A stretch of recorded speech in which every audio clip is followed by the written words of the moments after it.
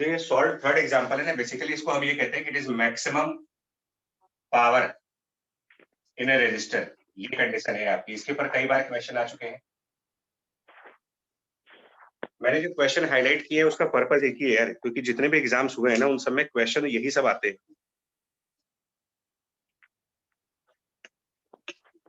इसकी कंडीशंस देखो, अगर सॉल्व एग्जांपल भी देख लोगे तो भी आंसर मिल जाएगा। वैसे डिस्कस कर लेते हैं। ये कहना क्या चाह रहे हैं कि एक कैपिटल आर का रेजिस्टेंस है और उसको एक बैटरी के साथ कनेक्ट किया गया है जिसका ईएमएफ ई है और उसका इंटरनल रेजिस्टेंस स्मॉल आर है। ये कंडीशंस है। Battery of EMF E, internal resistance small R and the resistance capital R. और कैपिटल आर की वैल्यू फाइंड आउट करनी है ताकि यहाँ पर मैक्सिमम पावर आ जाए। ये क्वेश्चन है। अगर आप पढ़ पाओ तो ये क्वेश्चन है ना, find the value of capital are for which the power consumed in capital are is maximum. यहाँ पर मैक्सिमम पावर करने के लिए कैपिटल आर की वैल्यू क्या होनी चाहिए। तो हालांकि सोल्यूशन है बट फिर भी सबसे पहले आप इसमें से करंट फाइंड करोगे। फर्स्ट स्टेप करंट कैलकुलेट करें तो करंट की वैल्यू मिल जाएगी यहाँ पर EMF E divided by total resistance capital R plus small R, value of current. उसके बाद इसके अंदर पावर का formula, so power in capital R which is I square multiplied by R. That means E by capital R plus small r whole square multiplied by R. ये इसकी power है। अब इसको थोड़ा सा और सिंप्लीफाई कर लेंगे तो कुछ ऐसा बन जाएगा। ये E square capital R denominator में बन जाएगा capital R square plus 2 capital R small r and plus small r square, कुछ ऐसा बन जाएगा ये।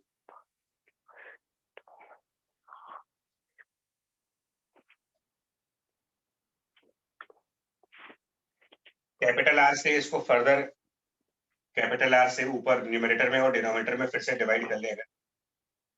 Dividing by capital R numerator and denominator. ये कैपिटल आर रिमूव हो जाएगा, यहाँ पर एक कैपिटल आर बचेगा। डिवाइड कर रहे हैं कैपिटल आर से तो ये 2 स्मॉल आर बचेगा और यहाँ पर कैपिटल आर बचेगा, कुछ ऐसा हो जाएगा। इसके आगे की अप्रोच हमारी उनसे थोड़ी अलग है।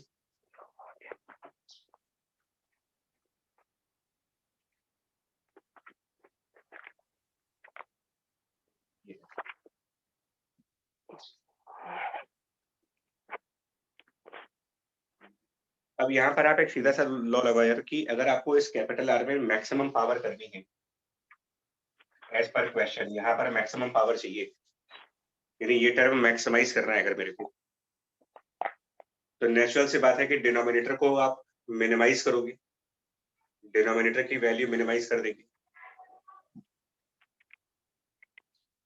और यहाँ पर चाहो तो आप मैक्सिमम मिनिमा, जैसे इन्होंने मैक्सिमम मिनिमा का यूज किया वो लगा सकते हो, या फिर हम लोग यूज करते हैं basically arithmetic mean, geometric mean का कंसेप्ट कि a plus b is more than और equal to 2 root a b. हम इस वाले कंसेप्ट को यूज करते हैं। दैट मीन्स कि a प्लस बी मिनिमम होने की कंडीशंस होती है a and b are equal. ये कंडीशंस होती है आपकी। Arithmetic mean, geometric mean property का यूज करके भी कर सकते हो, कैलकुलस का मैक्सिमम मिनिमम लगा करके भी कर सकते हो। तो हम सिर्फ ये कंसेप्ट लगा रहे हैं यार कि ये टर्म हमारा मिनिमम होना चाहिए, ये टर्म। और इसको मिनिमम करने के लिए हम यही वाली कंडीशन यूज कर लेंगे कि a और b बराबर हो जाए, मतलब कैपिटल आर और small R square by capital R ये बराबर हो जाए। तो ये मिनिमम आने की कंडीशन क्या होगी, when capital R equal to small R square by capital R. एक ऑप्शन ये है। दूसरा ऑप्शन ये है कि इसका डेरिवेटिव लेकर के जीरो कर दिया जाए। वो मैं इसलिए नहीं कर रहा हूँ कि वो ऑलरेडी बुक में है, वो मेथड पहले से ही बुक में सॉल्व किया हुआ है, तो वो वहां से देख सकते हो। और ये तक कंडीशंस तब आएंगी जब कैपिटल आर की value equal to small R, capital R equal to small R, ये कंडीशन आ जाए। मतलब जब ये रेजिस्टेंस बैटरी के इंटरनल रेजिस्टेंस के बराबर हुआ, capital R equal to small R, तब जाकर के यहाँ पर मैक्सिमम पावर की वैल्यू बन रही। ये इसका आंसर भी है। बट ये जस्ट एक क्वेश्चन नहीं है, इसके ऊपर ना कई सारे क्वेश्चन जनरेट होते हैं। किसी भी रेजिस्टेंस में बच्चा किसी की साइड से डिस्टरबेंस हो रहा है, म्यूट कर लें। किसी भी रेजिस्टेंस में मैक्सिमम पावर लानी है अगर आपको, तो रूल क्या बन रहा है, capital R equal to small R. इसको एक रिजल्ट, स्टैंडर्ड रिजल्ट मानेंगे, स्टैंडर्ड रिजल्ट। इनफैक्ट ये थ्योरम कहलाती है मैक्सिमम पावर थ्योरम। जो थर्ड एग्जांपल आप देख रहे हो वो बेसिकली एक थ्योरम है, मैक्सिमम पावर थ्योरम, जिसका स्टेटमेंट ये होता है कि मैक्सिमम पावर किसी भी रेजिस्टेंस के अंदर तब आएगी जब वो रेजिस्टेंस और बैटरी का इंटरनल रेजिस्टेंस दोनों का मैग्नीट्यूड बराबर मिल जाए आपको, तभी यहाँ पर मैक्सिमम पावर मिलती है।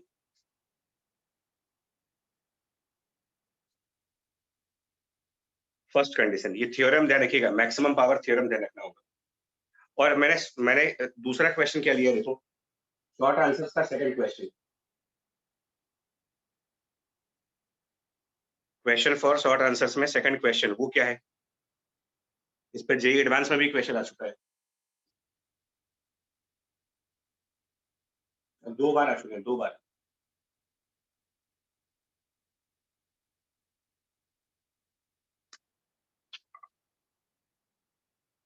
सेकंड वाले क्वेश्चन में अगर आपके पास बुक है तो सेकंड क्वेश्चन अगर सामने देख पाओ तो उसमें उन्होंने ऐसे ही 2 सर्किट्स बना रखे हैं। एक सर्किट में यहाँ पर R1 रेजिस्टेंस है और एक सर्किट में यहाँ पर R2 रेजिस्टेंस।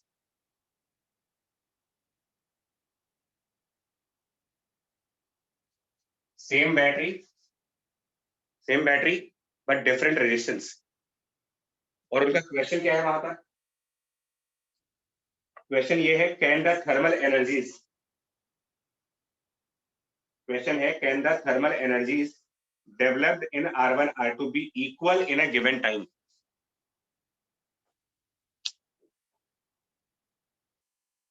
मतलब दोनों में एक ही बैटरी यूज करो, जो बैटरी यहाँ लगाई है वही बैटरी यहाँ यूज करी है, लेकिन ये अलग रेजिस्टेंस है, ये अलग रेजिस्टेंस है। इनका ये कहना है कि मान लो 10 सेकंड के लिए यहाँ पर गए और 10 सेकंड के लिए यहाँ पर गए, तो क्या ये पॉसिबल है कि सेम टाइम इंटरवल में यहाँ पर और यहाँ पर हीट बराबर प्रोड्यूस हो जाए? Yes sir. ऐसे बच्चा, और अगर होगी तो उसकी क्या कंडीशंस होंगी, यही क्वेश्चन पूछा उन्होंने। Sir small R equal to capital R condition निकली थी। हाँ, ये तो मैक्सिमम की है। ये जो कंडीशन है, ये तो कंडीशन ये है कि मैक्सिमम पावर कब आएगी, ये दूसरी चीज कह रहे हैं। मतलब ये आपको बेसिकली एक कंसेप्ट लर्न करवाना चाह रहे हैं। ये जो क्वेश्चन है ना, ये एक सेल्फ लर्निंग वाला क्वेश्चन है। ये हमको ये बताने की कोशिश कर रहे हैं कि सेम बैटरी पर 2 अलग-अलग रेजिस्टेंस भी लगाओगे तो ये पॉसिबल है कि दोनों के अंदर अमाउंट ऑफ हीट बराबर आ जाए, ये पॉसिबल है या नहीं है, ये डिस्कस कर लेते हैं। इन्होंने तो यही पूछा है कि अगर है तो क्या कंडीशन होगी, और नहीं है तो फिर कोई बात खत्म हो जाती है।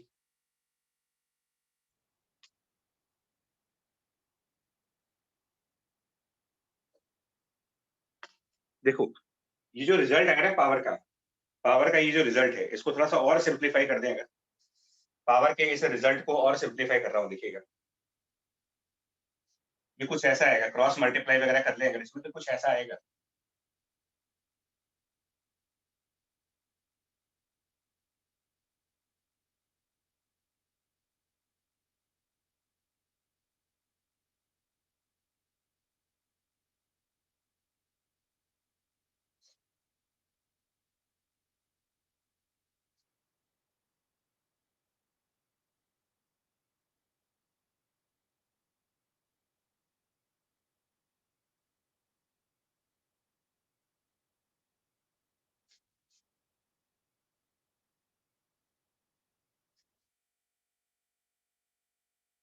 एक बार क्रॉस चेक करना है, एक बार जरा क्रॉस चेक जरूर करिएगा, इसको हमने क्रॉस मल्टीप्लाई वगैरह किया है सब।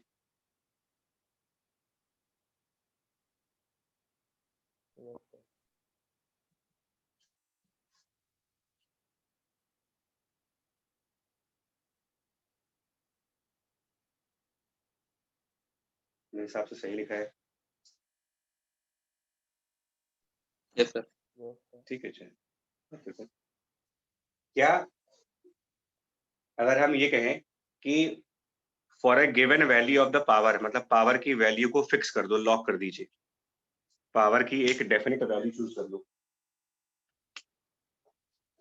तो पावर की वैल्यू हमने फिक्स कर दी, मतलब कांस्टेंट कर दी, और स्मॉल आर वैसे भी कांस्टेंट है, मतलब ये पूरा टर्म भी कांस्टेंट हो गया। Sir minus E square are.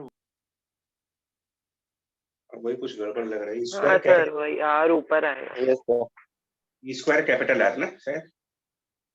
Yes sir, yes sir.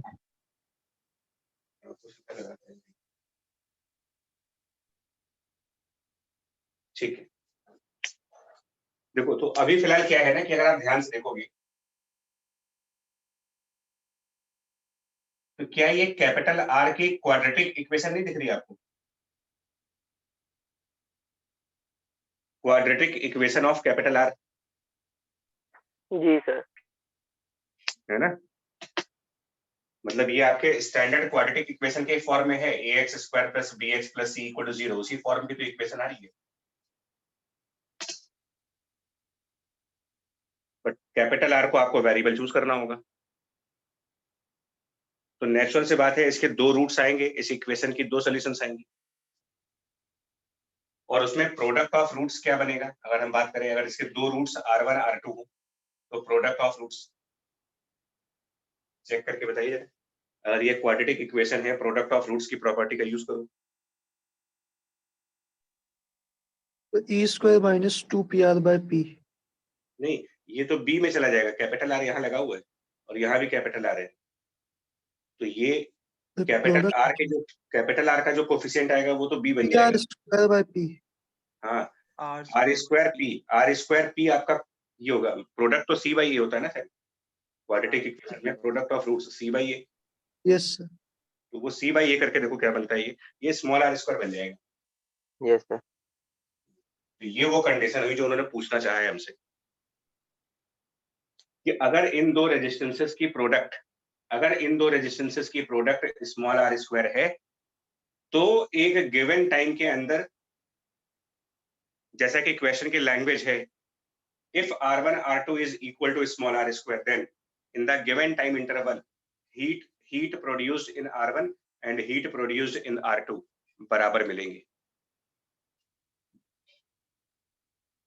ये सेकंड क्वेश्चन का सॉल्यूशन है, और ये न्यूमेरिकल्स में यूज करते हैं। एक्चुअली क्या होता है, जो टेस्ट पेपर बनते हैं वो इन्हीं क्वेश्चंस को ही फ्रेम किए जाते हैं जो बुक्स में होते हैं, लेकिन हम लोग की हैबिट क्या होती है ना यार, हम सिर्फ अनसॉल्व्ड एग्जांपल देखते हैं, ना हम सॉल्व्ड एग्जांपल्स को थॉरली देखते हैं, ना हम शॉर्ट आंसर्स पे कभी जाते हैं, ना हम ऑब्जेक्टिव्स को डिस्कस करते हैं, तो कई सारे कंसेप्ट हमारे छूट जाते हैं। हमने एक्सरसाइजेस लगा ली और हमको ये लगता है कि अब हमारी प्रैक्टिस हो गई। कई सारे कंसेप्ट तो इनके एक्सरसाइज के पहले हैं, इनसॉल्व्ड एग्जांपल्स हैं, शॉर्ट आंसर्स हैं, ऑब्जेक्टिव 1 ऑब्जेक्टिव 2 में है। तो ये दोनों ही इंपॉर्टेंट क्वेश्चन है related to the power and heating effect है। एक कंडीशन ये आई कि मैक्सिमम पावर करने के लिए कैपिटल आर को स्मॉल आर के बराबर करना है, पहला रिजल्ट।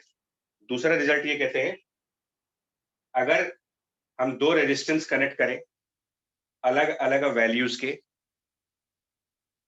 विथ सेम बैटरी, और अगर इन दो रेजिस्टेंस की वैल्यूज का प्रोडक्ट स्मॉल आर स्क्वायर के बराबर हुआ, तो यहाँ पर पावर और यहाँ पर पावर इक्वली प्रोड्यूस होगी, इक्वल पावर प्रोड्यूस होगी। तो दो कंडीशंस डिस्कस हुई हैं, एक कंडीशन ऑफ मैक्सिमम पावर, एक condition of equal power. Maximum power condition capital R बराबर small R, equal power condition R1 R2 equal to small R square.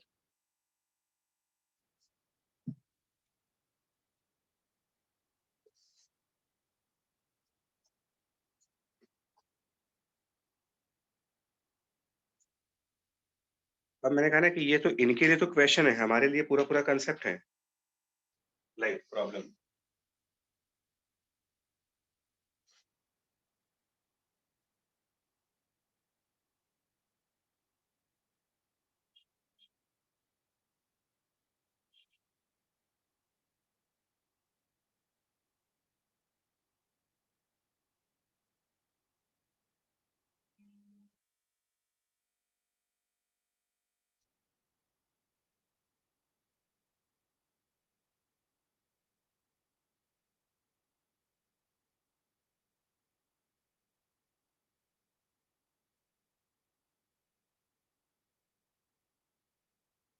अब ये क्वेश्चन है यहाँ पर,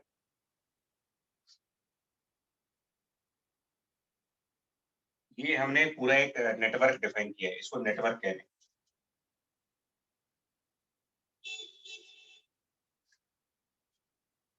ठीक है, क्वेश्चन ये कह रहा है कि ये स्विच ओपन है या क्लोज है, दोनों ही कंडीशंस में, ओपन और क्लोज दोनों ही कंडीशंस में power in the network remains unchanged.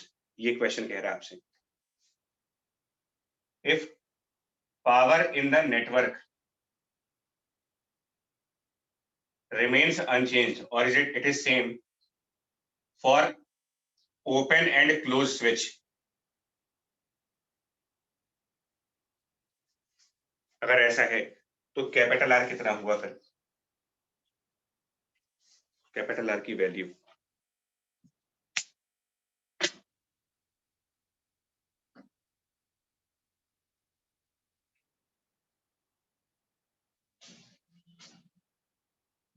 इसी का एप्लीकेशन है, यही चीज यहाँ पर कही जा रही है, जो चीज यहाँ पर कंसेप्ट है उसी का न्यूमेरिकल एप्लीकेशन है।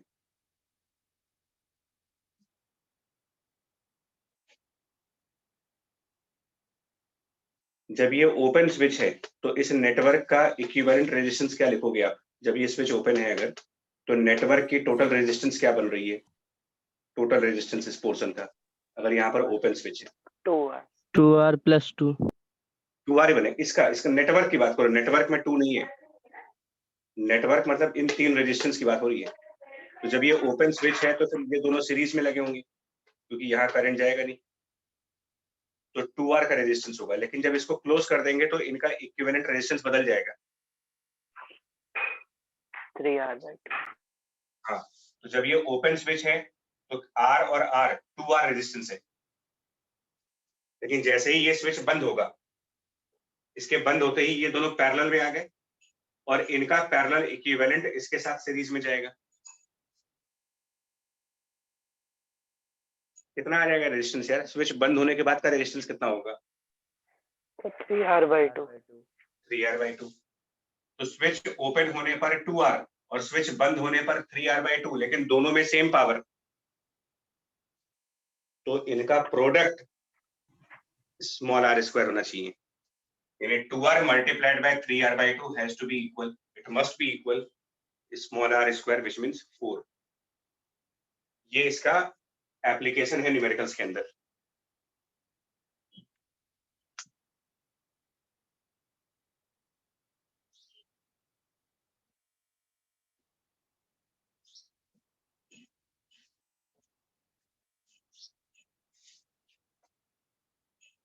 ठीक है जी, आई एप्लीकेशन ही बात समझ में। Yes sir. Yes, sir. Okay जी, अब इसी का दूसरा क्वेश्चन पूछूंगा मैं आपसे, इसी का एक और क्वेश्चन है।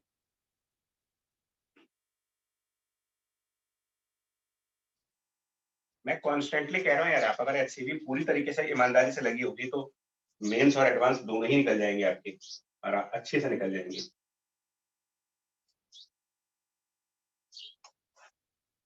देखिए अगला क्वेश्चन सुनना ध्यान से।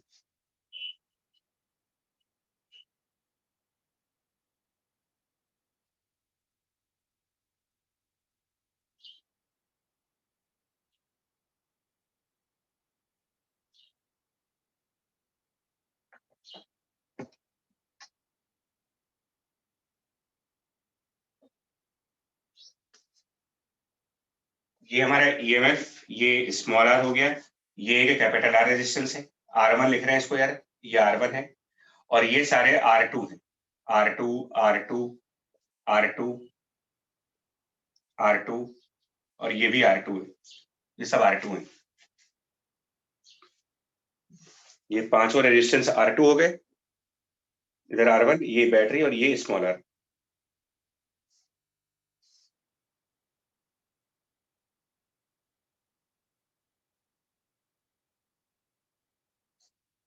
ठीक है बच्चा, ये चीज, और R2 की वैल्यू दी गई है, R2 की वैल्यू आपको दी जा रही है, suppose that R2 is 4 Om,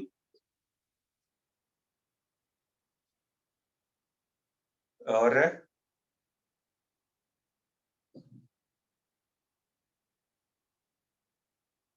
are small are की वैल्यू कुछ लेते हैं, स्मॉल आर की वैल्यू मान लेते हैं 2 ओम है। अब बताओ आप कैपिटल R1 की कौन सी वैल्यू पर मैक्सिमम पावर आएगी वहां, और व्हाट वैल्यू ऑफ R1 और what value of R1 power in it is maximum. Sir 1 ओम। ये क्वेश्चन है। हाँ एक मिनट बता रहे, ये उसी थर्ड एग्जांपल का एप्लीकेशन है, जो HCV की थर्ड एग्जांपल है, उसके ऊपर क्वेश्चन मॉडिफाई होते रहेंगे। यहाँ पर कितना रेजिस्टेंस लगा दे ताकि यहाँ मैक्सिमम पावर आ जाए।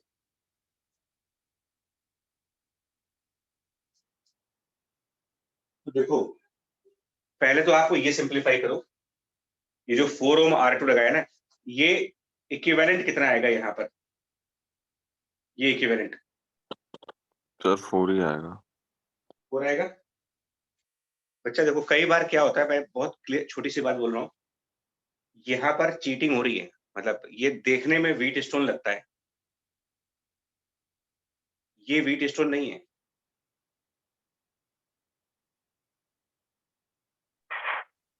जानते हो ये व्हीट स्टोन कब होता है, ये व्हीट स्टोन कब R2 होता है? हॉरिजॉन्टल होता है।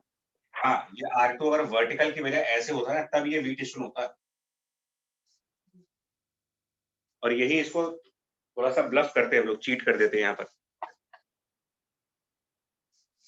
और एक जल्दीबाजी में क्या होता है, हमारा एक माइंड सेट होता है, तो हमारा mind set wheat stone bridge, इसी को सबकॉन्शियस माइंड बोलते हैं हम लोग, कि सबकॉन्शियस माइंड आपका कहता है क्योंकि आपके दिमाग में व्हीट स्टोन बैठा हुआ है ना, तो इसलिए मैंने जानबूझ के ये भी किया था कि ये व्हीट स्टोन नहीं है यार, इसमें क्या होगा, 4 ओम का रेजिस्टेंस है, तो 4 ओम और 4 ओम मतलब ये 8 ओम, 4 ओम 4 ओम ये 8 ओम।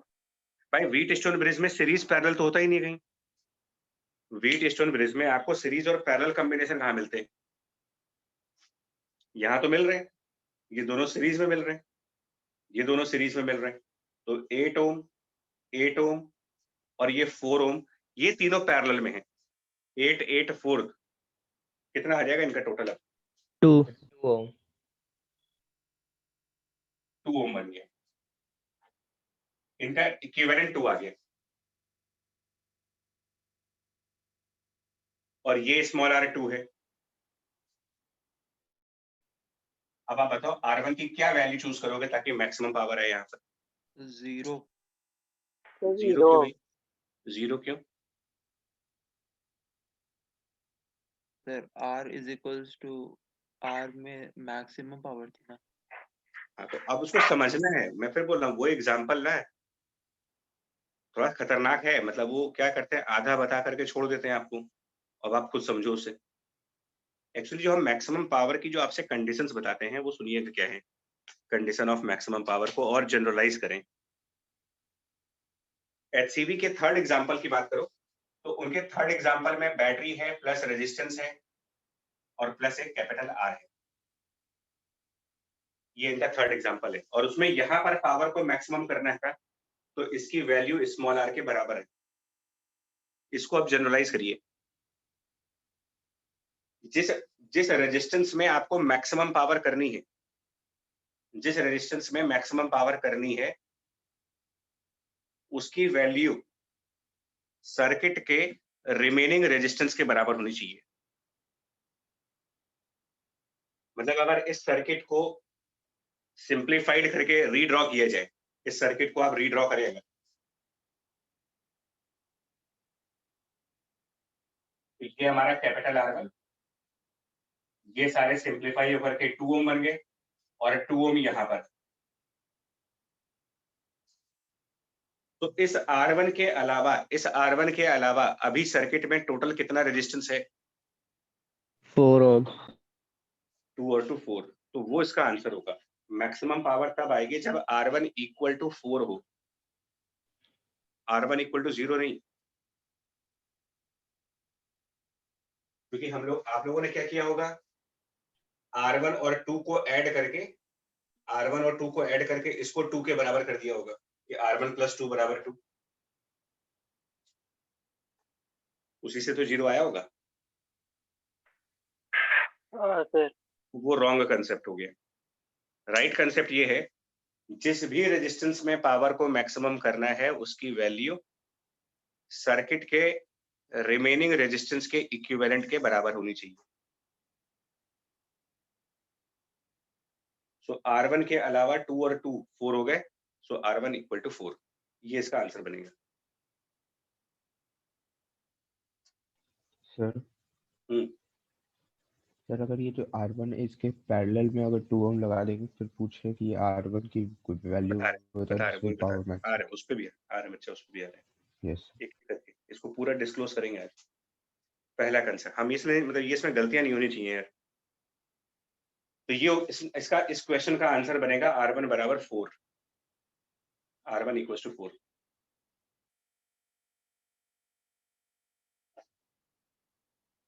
और अगर देखो थोड़ा भी डाउट मन में आ रहा हो ना, कभी थोड़ा सा भी डाउट, देखो चीजों कंसेप्ट्स को तभी आप यूज करिएगा जब आप उसमें कंप्लीट परफेक्शन के साथ हो। तो आप प्रॉपरली एक काम कर लो ना यार, करंट निकालने के लिए क्या करोगे आप खुद बताओ। चलो हम पहले से कोई रिजल्ट यूज नहीं कर रहे हैं, हम करंट सॉल्व कर लेते हैं। तो करंट सॉल्व करेंगे तो करंट की वैल्यू क्या लिखेंगे, ईएमएफ जो भी होगा और डिवाइडेड बाय टोटल रेजिस्टेंस, ये आएगा। ये तो आएगा करंट यार। Yes sir. Yes sir. हाँ, और जो एचसीवी के क्वेश्चन को जब हम सॉल्व कर रहे थे, एचसीवी के थर्ड एग्जांपल को, तो हमारा current capital E upon R plus small r था। तो स्मॉल r का एनालॉग क्या बन रहा है आपका, स्मॉल r का एनालॉग 4 बन रहा है। हाँ, तो इसीलिए 4 कह रहा हूँ कि 4 ओम आंसर होगा। अब देखिए, अगर मैं ये कह दूं, अगर क्वेश्चन मॉडिफाई कर लिया जाए, अगर मैं क्वेश्चन मॉडिफाई कर दूं और अब आपसे ये कह दूं, देखो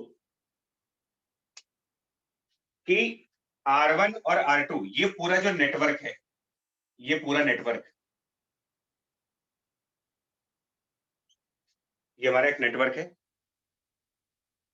अगर मैं आपसे कह दूं कि इस पूरे नेटवर्क में मैक्सिमम पावर चाहिए मुझे,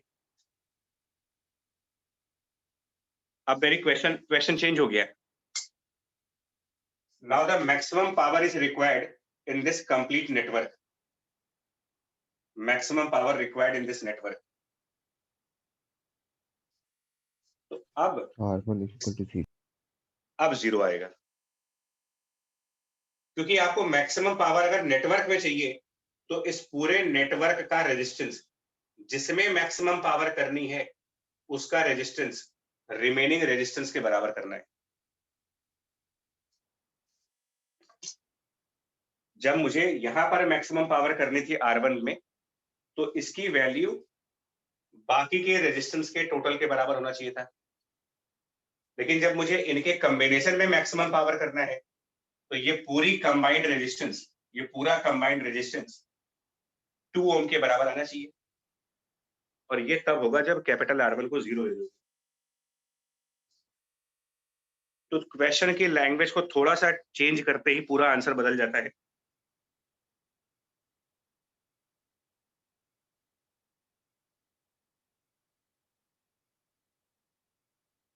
ठीक है, डिफरेंस क्लियर हुआ कि नहीं आपको?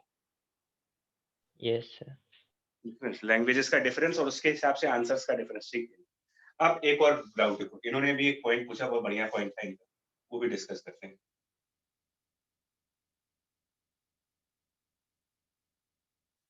तो अब हम इसको हटा रहे हैं। इसका पर्पस मेरा सिर्फ आपको ये दिखाने का था कि व्हीट स्टोन ब्रिज को देखते समय गलती न करिए।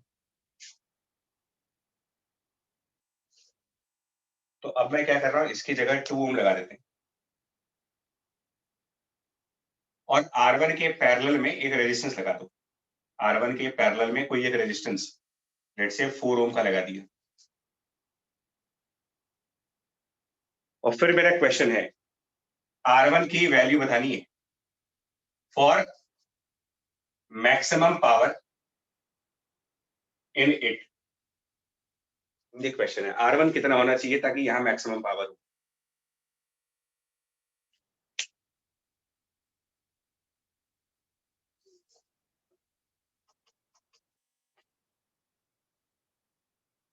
देखिए तो एक बार हम क्या करेंगे ना,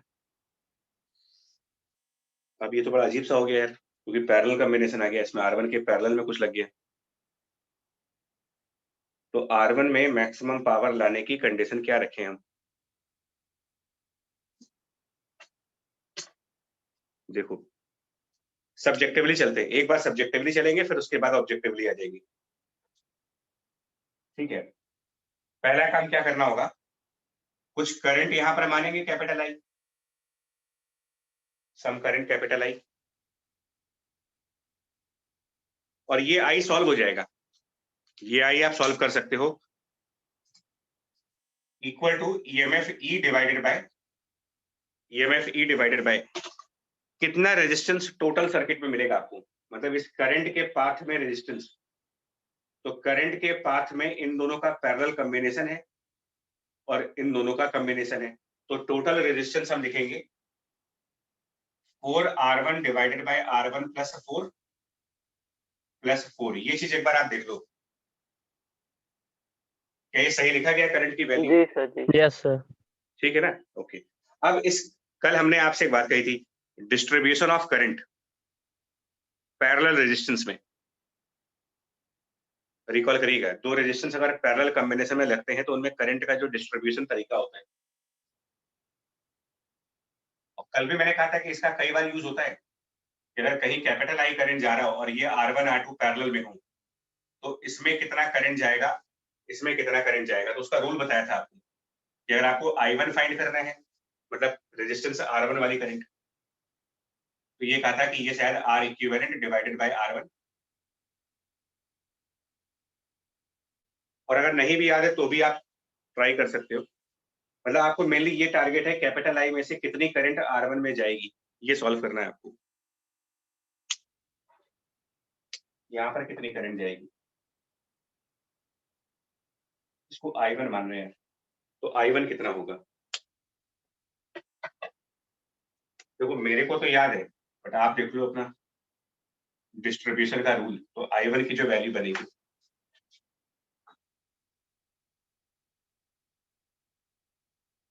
R equivalent by R1 into I होता है, तो R इक्विवेलेंट इन दोनों का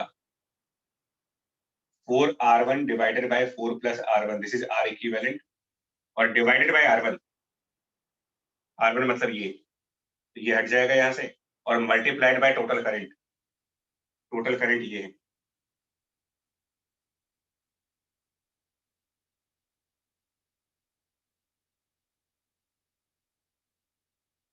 ये कुल मिला के ऐसा कुछ आंसर आ रहा है।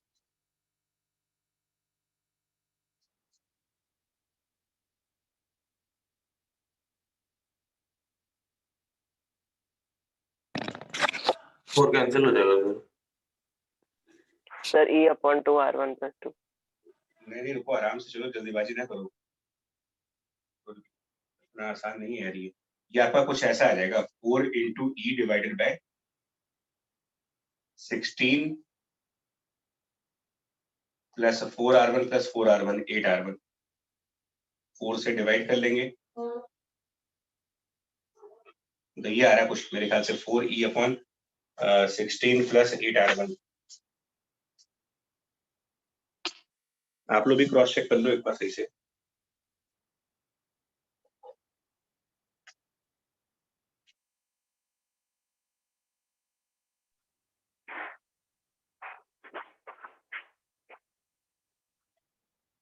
ओके करो यार, बताएं, यही आ रहा है शायद मेरे ख्याल से कुछ 16 4R1 प्लस 4R1 8R1 आ रहा है सर यहाँ पर, 4E/16 प्लस 8R1। जी sir. Yes sir. Sir.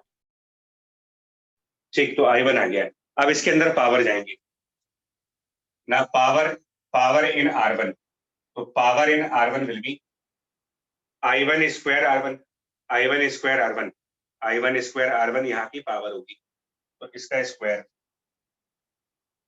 16E square, denominator में 16 प्लस 8R1 का स्क्वायर करेंगे 256 plus 64 R1 square plus 16 into 8 into R1 और ऊपर भी एक R1 है, I square R लगा रहे हो, I square multiplied by resistance और फिर R1 से डिवाइड कर ले जाएंगे। ये पूरा सब्जेक्टिव हो रहा अभी। R1 से डिवाइड करने के बाद ये स्क्वायर चला जाएगा और यहाँ पर R1 आ जाएगी। ये कुछ ऐसा बन रहा फाइनल एक्सप्रेशन जो बन रहा। और उसके बाद हम कंडीशन ये लगाने जाएंगे अपनी वाली कंडीशन कि अगर मुझे ये चीज मैक्सिमाइज करनी है, ये चीज अगर मुझे मैक्सिमाइज करनी है तो डिनोमिनेटर का ये टर्म मिनिमाइज करना होगा और इसको हम अपना वही arithmetic mean geometric mean property का फिर से यूज कर लेंगे कि इसको मिनिमाइज करने के लिए ये दोनों टर्म्स बराबर होने चाहिए। मतलब कि 256 डिवाइडेड बाय R1 की वैल्यू बराबर होनी चाहिए 64 R1 की। अब इससे देखो जरा R1 की क्या वैल्यू बन रही है। ये प्रॉपर सब्जेक्टिव तरीका यूज किया मैंने यहाँ। वैल्यू ऑफ R1 निकालो यहाँ से। 2 ohm.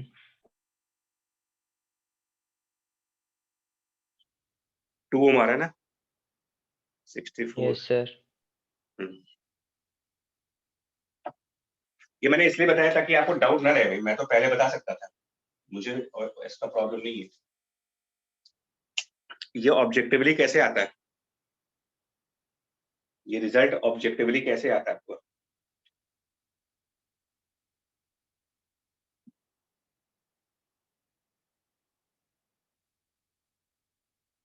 लिख लो फिर जल्दी बताएं यार। इधर वाला पोर्शन अगर लिख लिया हो तो इसको हटाएं।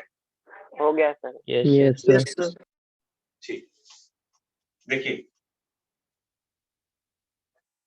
ऑब्जेक्टिव तरीका किसी भी सर्किट में चाहे जितना भी सिंपल या कॉम्प्लेक्स हो, हमें R1 में मैक्सिमम पावर करनी है।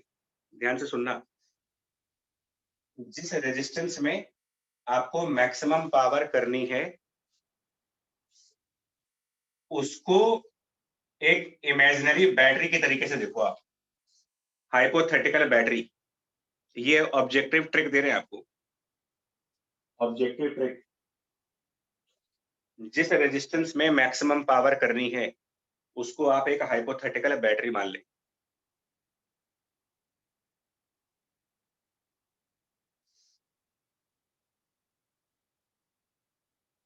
और जो एक्चुअल बैटरी है, एक्चुअल बैटरी, उसको वायर मान लें।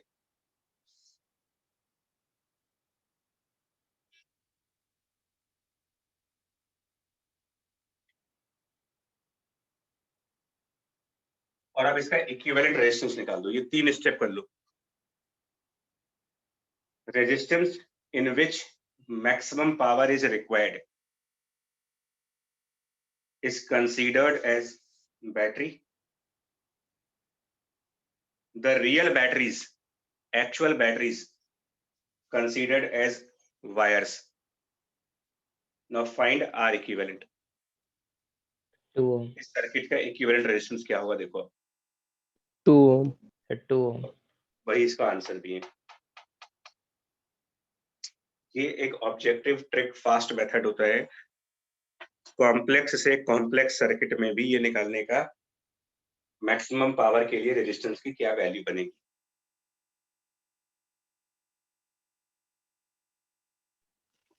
सर एक बार रिपीट कर दीजिए, मेरा नेट चला गया था।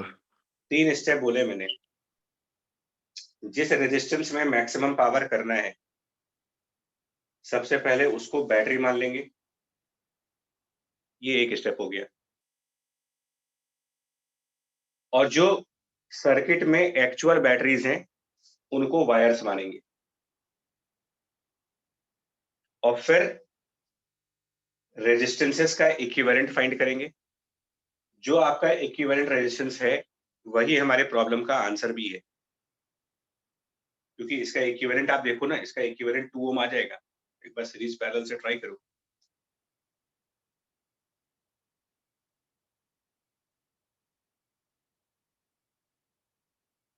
एक नए एग्जांपल में करके दिखा देते हैं।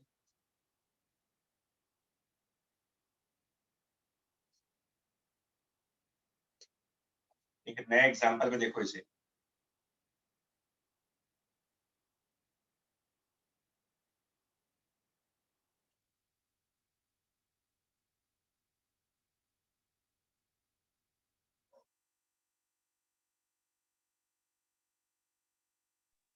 तो वो वाली बैटरी को वायर क्यों मान लिया सर? क्यों मत पूछो यार, मैं बताना क्यों ना पूछे, ये सिर्फ आंसर लाने का तरीका है, मतलब लॉजिकल नहीं है कोई। लॉजिकल है, ऐसा नहीं है, लॉजिकल भी है, लेकिन वो जो लॉजिकल तरीका है, जिस जिस लॉजिक पे ये काम कर रहा है, वो 12th के सिलेबस में नहीं है, बस ये प्रॉब्लम है। वो थ्योरम्स होती हैं कुछ, थेवेनिन थ्योरम और नॉर्टन थ्योरम, थेवेनिन और नॉर्टन थ्योरम्स होती हैं इलेक्ट्रिसिटी की, लेकिन वो हायर फिजिक्स में होती हैं। तो अभी आपको सिर्फ एक तरीके से मैं याद करवा रहा हूँ।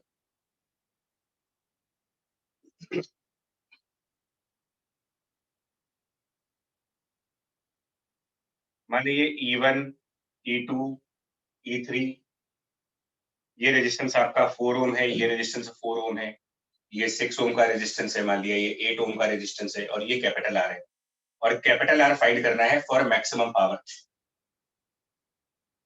फॉर मैक्सिमम पावर क्या करेंगे इसमें? अब इस क्वेश्चन में अगर हम सब्जेक्टिव मेथड लगाएंगे, देखो अगर हम सब्जेक्टिव मेथड के थ्रू जाए तो पहली बात तो यहाँ पर करंट फाइंड करने में ही बहुत टाइम लगेगा। किरचॉफ रूल लगाओगे, न जाने कितनी लूप इक्वेशंस बनेंगी इसमें, वो बहुत लंबा प्रोसेस हो जाएगा। सब्जेक्टिवली अगर ये पता करना हो कि आर की कौन सी वैल्यू पर मैक्सिमम पावर होगी, तो कई सारे स्टेप्स चाहिए।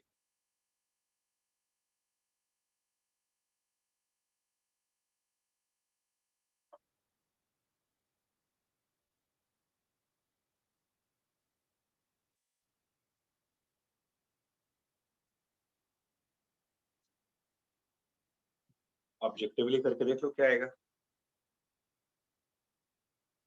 जितनी भी रियल बैटरीज हैं, जितनी रियल बैटरीज हैं, इन्हें वायर्स माने जाए। यहाँ पर वायर, यहाँ पर वायर, यहाँ पर वायर, और जहां पर मैक्सिमम पावर चाहिए थी, यहाँ बैटरी मानी जाए।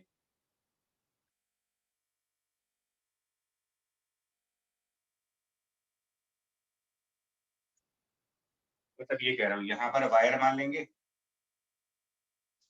यहाँ पर वायर मान लेंगे, यहाँ पर वायर मान लेंगे, और यहाँ पर बैटरी मान लेंगे। और अब बताइए किसका रेजिस्टेंस क्या आएगा, इक्विवेलेंट रेजिस्टेंस। 38/7। ये दोनों 38 पैरेलल by में, 7. ये दोनों, हाँ ये दोनों पैरेलल में, 4 और 4 पैरेलल में, तो इन पैरेलल का इक्विवेलेंट 2 आ जाएगा। 6 ओम और 8 ओम ये भी पैरेलल में है, 6 और 8 पैरेलल में,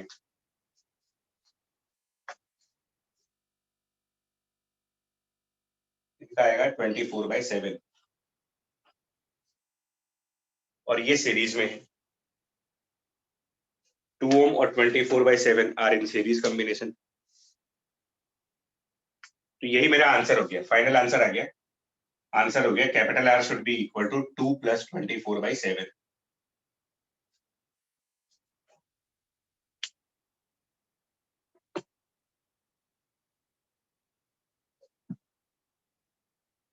आप इसकी टेंशन ना लीजिए, मेथड कभी गलत नहीं होगा।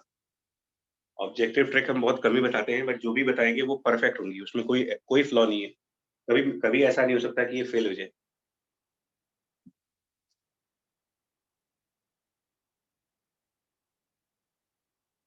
तो अब चाहे जितना ही कॉम्प्लेक्स सर्किट हो, मैक्सिमम पावर कंडीशंस आराम से निकाली जा सकती हैं इन ऑब्जेक्टिव ट्रिक्स के थ्रू।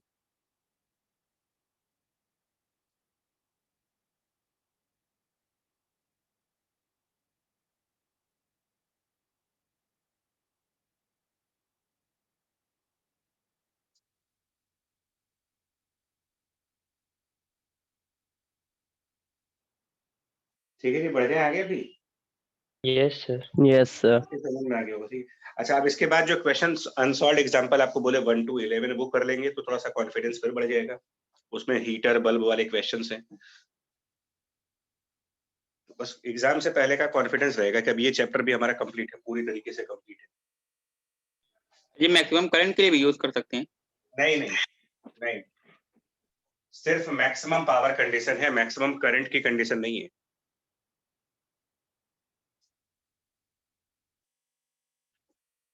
ये अच्छा हुआ तुमने पॉइंट रेज कर दिया अभी।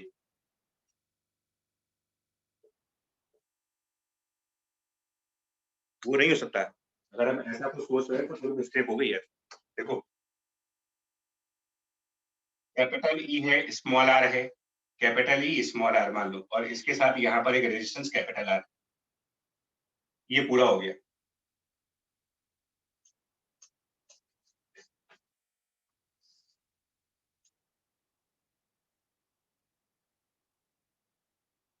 अब आप खुद बताओ, अगर मैं ये पूछूं कि करंट को मैक्सिमाइज करने के लिए आर कितना चाहिए,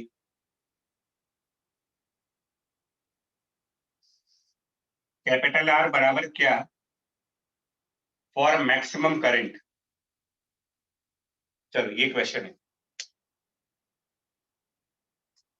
कैपिटल आर इक्वल्स टू क्या for maximum potential difference across it? Capital R equals to क्या for maximum power in it? ये तीन अलग क्वेश्चन है, तीनों का सेम आंसर थोड़ी हो सकता है। अभी जितना भी डिस्कशन हुआ है ना हमारा, जो भी डिस्कशन अभी तक चल रहा था वो पावर के लिए था। जो भी आपने ये कंसेप्ट बनाए हैं, लर्न किए हैं, ऑब्जेक्टिव तरीके निकाले हैं, सिर्फ पावर्स के लिए।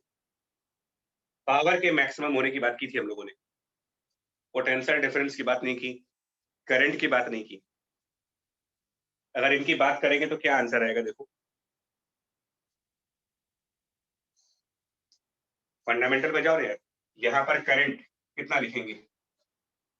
Equals to E divided by small R plus capital R. Capital R के अक्रॉस पोटेंशियल डिफरेंस, यहाँ का पोटेंशियल डिफरेंस कैपिटल आर के अक्रॉस, ओम्स लॉ फॉलो होगा। So potential difference of capital R Ohm's law के हिसाब से it will be capital I multiplied by R, I into R. तो E into capital R divided by small R plus capital R. अब आप बताओ ना यार, इसको मैक्सिमाइज करने के लिए क्या करें हम? अगर I को R0 तो डिनोमिनेटर को मिनिमाइज करो, और इसको मिनिमाइज करने का मतलब कैपिटल आर की वैल्यू 0 ले लेते हैं, क्योंकि जीरो से कम वैल्यू क्या रखोगे आप? नेगेटिव रेजिस्टेंस तो रखेंगे नहीं। तो यहाँ पर 0 रेजिस्टेंस रखिए, मैक्सिमम करंट दौड़ेगी। और वो ऑब्वियस भी बात है यार, जितना लो रेजिस्टेंस उतनी ज्यादा करंट। सो करंट मैक्सिमम होना और पावर मैक्सिमम होना डिफरेंट चीजें हैं, सेम टाइम पर ये नहीं आएंगे। और potential difference of capital are, R equal to root R. नहीं, आर इन्फिनिटी। हाँ इसमें दोनों तरफ कैपिटल आर है, तो पहले इस यहाँ का कैपिटल आर रिमूव करते हैं। एक्चुअली न्यूमरेटर और डिनोमिनेटर में वेरिएबल किसी एक साइड होना चाहिए, ऊपर भी वेरिएबल नीचे भी वेरिएबल, तो कैपिटल आर से डिवाइड कर लो, तो ये 1 plus small R by capital R. अब आप कहो इसको मैक्सिमाइज करना है अगर, तो ये small R by capital R को मिनिमम करना होगा। और अब आपका कैपिटल आर डिनोमिनेटर में है, तो ये सबसे बड़ा होना चाहिए, यानी आर इन्फिनिटी हो। क्योंकि अगर ये चीज आपको ये मिनिमम रेशियो चाहिए, मिनिमम रेशियो, तो डिनोमिनेटर सबसे बड़ा रखिए, इनफाइनाइट रख दो उसको। और इनफाइनाइट रेजिस्टेंस का मतलब यहाँ पर ओपन कर दो, टर्मिनल्स ओपन कर दीजिए, मैक्सिमम वोल्टेज आ जाएगी। सर रेजिस्टेंस इनफाइनाइट करने करंट फ्लो करेगा उससे? नहीं करेगा, पोटेंशियल डिफरेंस तो आएगा ना। यही तो कंफ्यूजन वाले पॉइंट्स है सारे, बिना करंट के वोल्टेज। तो भैया इनफाइनाइट रेजिस्टेंस मतलब ओपन स्विच, ओपन स्विच मतलब घर की बात करें आपके, तो घर के स्विच को ऑफ करा गया है, तो स्विच ऑफ होने के बाद भी वहां वोल्टेज होती है। स्विच ऑन करने पर करंट होती है, स्विच ऑफ कर दीजिए, पोटेंशियल डिफरेंस तो तब भी रहेगा वहां पर, बट उसमें करंट नहीं होगी।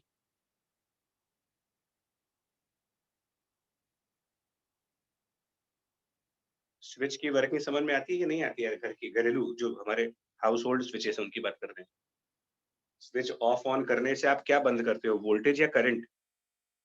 current, current. करंट। वोल्टेज तो हमेशा एग्जिस्ट करता है वहां पर। तो इनफाइनाइट रेजिस्टेंस मतलब ओपन स्विच। ओपन स्विच मतलब घर के हिसाब से बात करोगे तो स्विच ऑफ है, तब भी पोटेंशियल डिफरेंस होगा।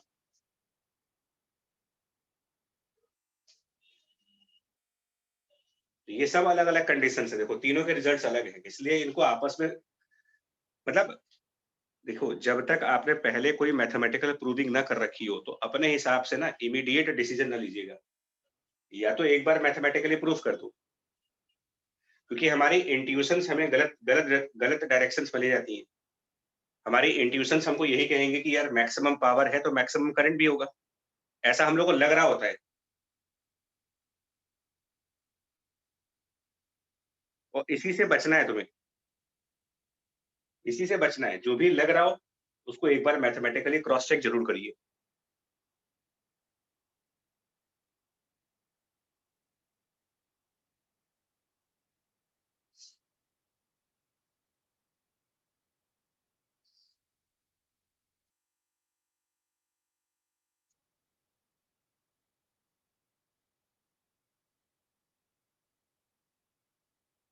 अब एक और क्वेश्चन जो वो भी चीट करता है, मतलब चीटिंग क्वेश्चन क्यों बोल रहे हैं उसको, चीट क्यों करते हैं?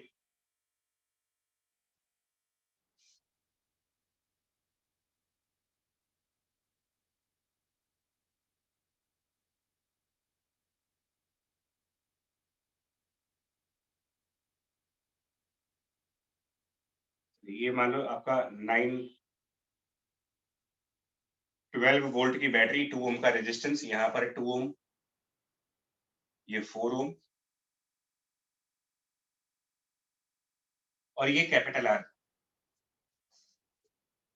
क्वेश्चन की लैंग्वेज लिख रहा हूं, देखना, find capital R for which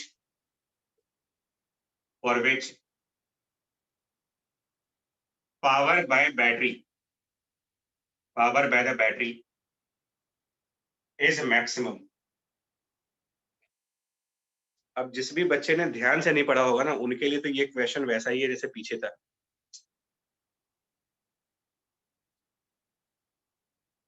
यहाँ पर कौन से पावर को मैक्सिमम करने की बात की जा रही है? Power supplied by the battery. Battery वाले। तो जो अभी आपने कंसेप्ट पढ़ा वो नहीं लगेगा इसमें, क्योंकि अभी हम जिस पावर को मैक्सिमम करने की बात कर रहे थे और जिसके लिए ऑब्जेक्टिव तरीके बताए आपको, वो तो रेजिस्टेंस के पावर की थी। मतलब जिसको हमने capital R equal to small R prove किया था या ऑब्जेक्टिव तरीका बताया था, वो मैक्सिमम वो condition for maximum power, condition for the maximum power in the register है, बैटरी की बात नहीं की थी। अब आपने क्वेश्चन ही पूरा बदल दिया। तो अगर हम ब्लाइंड वे में चल रहे होंगे, ब्लाइंड वे में, कि क्वेश्चन में मैक्सिमम पावर पढ़ा और उछल गया कि यार ये तो पढ़ा हुआ क्वेश्चन आ गया, और लगा दिया वही ट्रिक जो क्लास में बताई गई है, बिना ये आगे बिना फर्दर रीड किए हुए कि कहाँ की पावर मैक्सिमम करनी है।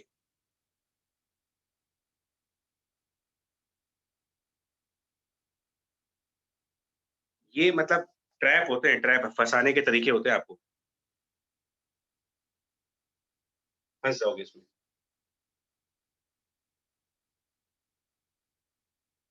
खैर अब क्या करेंगे यार, यहाँ पर मैक्सिमम पावर, पहली बात तो पावर बाय बैटरी, ये तो नई चीज सुन रहे, पावर बाय बैटरी ये भी कोई चीज होती है क्या?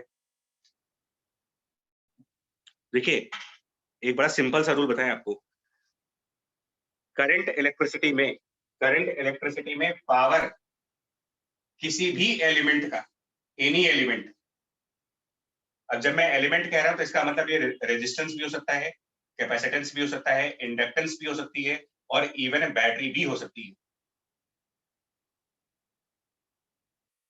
किसी भी सर्किट एलिमेंट की पावर का है एक जनरलाइज फॉर्मूला है, वोल्टेज मल्टीप्लाइड बाय करंट।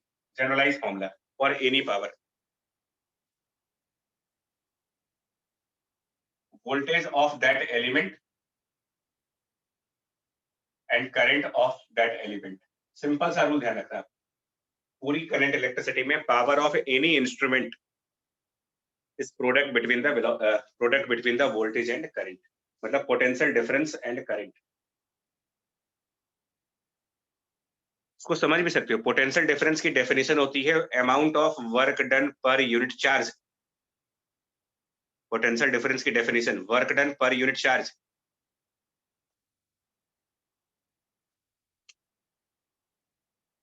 यानी ये चीज वर्क डिवाइडेड बाय चार्ज है और current charge divided by time है। तो कुल मिला के ये वर्क अपॉन टाइम नहीं हो गया, और work upon time which is the work done पर सेकेंड, यही चीज पावर बोलते हो आप। Yes sir. किसी भी इंस्ट्रूमेंट की पावर यही होती है। तो बैटरी की पावर क्या लिखेंगे अब? चाहे बैटरी हो, चाहे रेजिस्टेंस हो, चाहे कैपेसिटेंस हो, सबके लिए सेम रूल है। तो पावर बाय द बैटरी मतलब 12 पोटेंशियल डिफरेंस हो गया इसका, और इसमें से कितना करंट निकल रहा है वो मल्टीप्लाई कर लीजिए इंटू आई, 12 इंटू आई। और आई कैसे निकलेगा? करंट।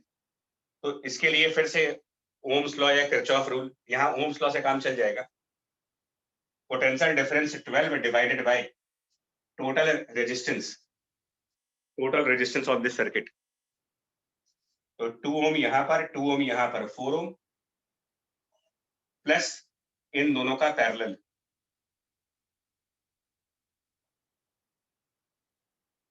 ये कुल मिला करके पावर का रिजल्ट आया। अब इसको मैक्सिमाइज करने के लिए कैपिटल आर कितना होना चाहिए, ये आप सोचो, ये आप दिमाग लगा के बताओ। इस चीज को अब ये चीज मैक्सिमम करनी है अगर, तो यहाँ हम कैपिटल आर को क्या रख दें? इसको थोड़ा सिंप्लीफाई करके देख लो, और जितना सिंप्लीफाई कर सकते हो एंड अपने हिसाब से आंसर बताओ कैपिटल आर की वैल्यू क्या होनी चाहिए।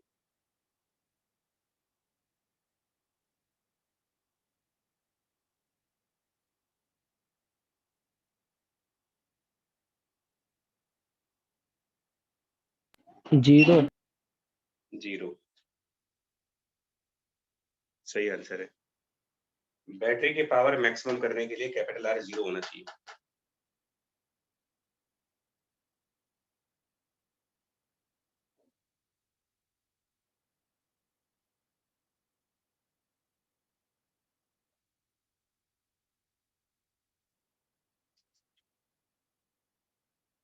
और अगर यही क्वेश्चन बदल दिया जाता है, find capital R for which power, ये एक क्वेश्चन किया आपने, find capital R for which power, अब आगे की लाइन बदल दो, इन इट इज मैक्सिमम। ये अलग क्वेश्चन हो गया, पूरी तरीके से कंप्लीटली डिफरेंट है ये। इसके लिए कौन सा रूल लगाएंगे? जो पहले पढ़ा था। हाँ, मतलब क्या पहले, मतलब क्या, यहाँ पर बैटरी मान लें, यस सर। बैटरी को वायर से बैटरी को यहाँ पर वायर। वायर, हाँ यहाँ वायर मान के इक्विवेलेंट रेजिस्टेंस निकालिए। पूरी तरीके से आपने Two. क्वेश्चन ही बदल दिया है। तो हम यहाँ पर बैटरी मान लेते हैं और यहाँ पर वायर मान लेते हैं, और ये आपसे पूछा जाएगा बताइए अब इक्विवेलेंट रेजिस्टेंस क्या आएगी इसकी, सीरीज एंड पैरेलल कॉम्बिनेशंस का यूज करते हुए। 2 2 ओम। तो आंसर इज 2 ओम।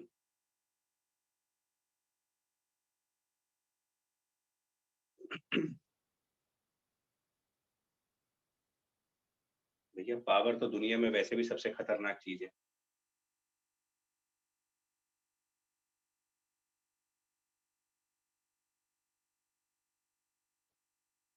पावर से तो हमेशा हर आदमी बच के रहता है। पावर ऑफ एनीथिंग,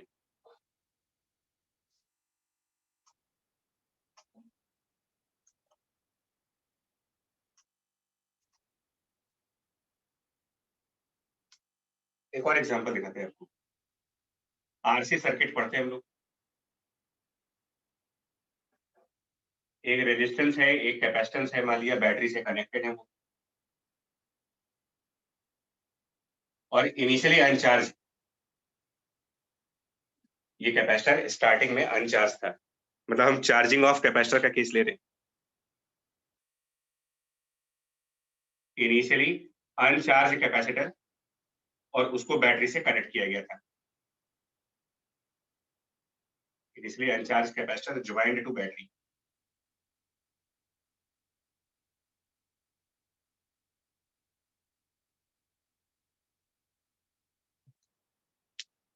मैं अगर आपसे पूछूं कि कैपेसिटर का power as a function of time क्या होगा, power of capacitor as function of time, as a function of time, तो आपको ये रूल याद रखना है, किसी का भी पावर ले आओ, किसी भी एलिमेंट की पावर पूछो आप, power of capacitor, power of battery, power of resistor, किसी की भी पावर पूछ सकते हैं, और सबका आंसर निकालेंगे इसी से, V इंटू आई से।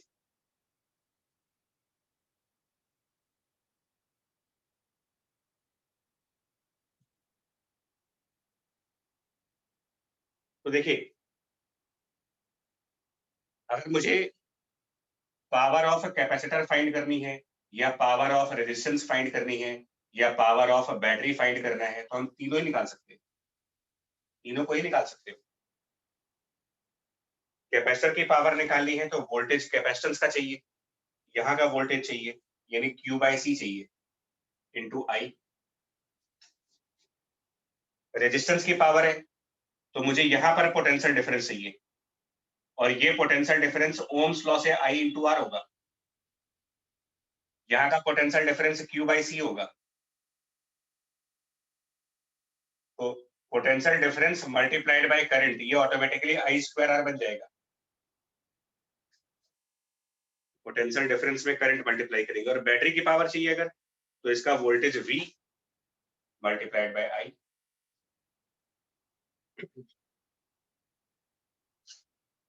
और क्योंकि ये आरसी सर्किट है तो चार्ज Q की इक्वेशन हो जाएगी CV in bracket 1 minus e raise to the power minus t by RC, जिसको डिफरेंशिएट करके करंट की भी इक्वेशन आ जाएगी, डिफरेंशिएट करके dq बाय dt वो आ जाएगा V by R in bracket e to the power minus t by RC। अब ये वैल्यूज, ये फंक्शंस, चार्ज और करंट के ये फंक्शंस, इन फंक्शंस को यहाँ रख दीजिए, इन फंक्शंस को यहाँ रख लो, इन फंक्शंस को यहाँ रख लो, तो सारी powers as a function of time मिल जाएंगी तुम्हें, अगर क्वेश्चन में ऐसा कुछ पूछ लिया जाए कभी तो। Powers as a function of time,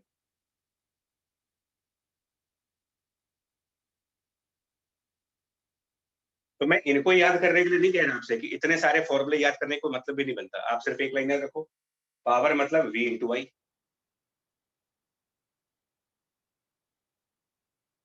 ये सब तो प्रॉब्लम्स है, क्वेश्चंस हैं, तो आते रहेंगे। हाँ, अब मान लो ये कह दिया जाए, इसका एक थोड़ा सा ट्रिकी है, एडवांस है, कौन से टाइम पर कैपेसिटर की पावर मैक्सिमम होगी, ये क्वेश्चन है। At what time the power in capacitor will B maximum, ये क्वेश्चन है। मान लीजिए, what is the time when the power is maximum in this capacitor.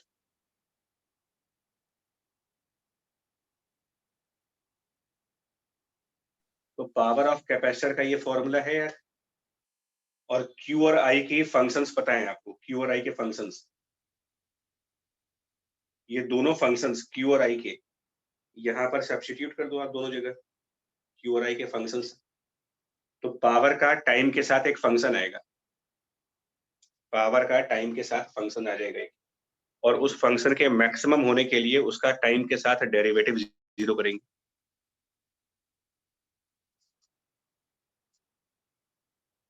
कुछ ऐसा बन जाएगा, power of capacitor will be Q into I upon C, कुल मिला के कुछ ऐसा बनेगा ये वी स्क्वायर बाई आर और ब्रैकेट में e to the power minus T by R C minus e to the power minus 2t by R C.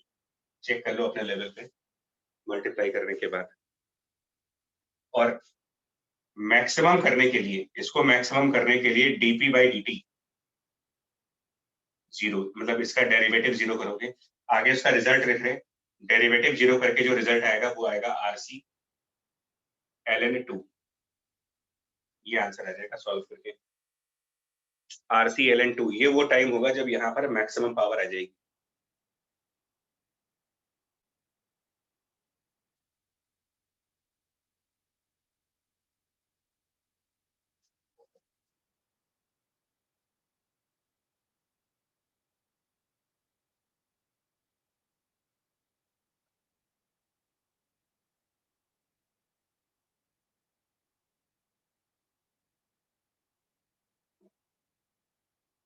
Yes sir.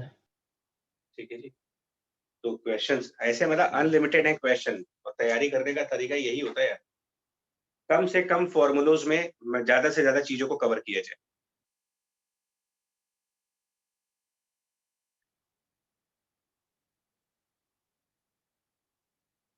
और पावर का फिजिकल मतलब क्या होगा, ये तो मैथमेटिकल हो गया कि वोल्टेज इनटू करंट से पावर आ जाती है, बट पावर का फिजिकल मतलब क्या है? पावर मतलब क्या, पावर निकाल दिया, इसका क्या मतलब है? पावर ऑफ कैपेसिटर, तो इससे मालूम क्या चल रहा है आपको? What is power of capacitor? Rate at which energy is stored in the capacitor, rate of energy स्टोरेशन, किस रेट पर यहाँ एनर्जी स्टोर हो रही है, वो पावर ऑफ कैपेसिटर है।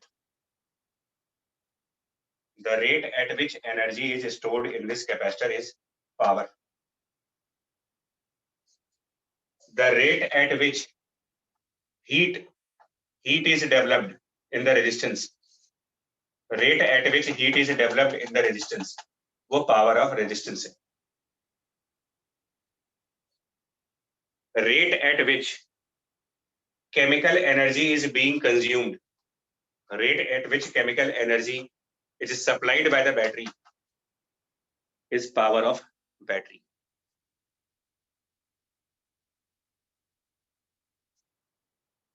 पावर मतलब rate of energy.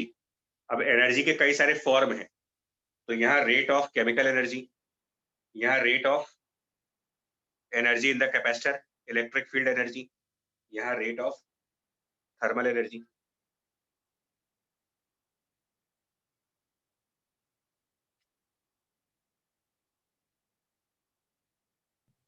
Sir practically हम लोग कैपेसिटर नहीं लगाते हैं ना किसी भी डीसी सर्किट, ये सिर्फ क्वेश्चंस के लिए हम लोग यूज करते हैं। हाँ,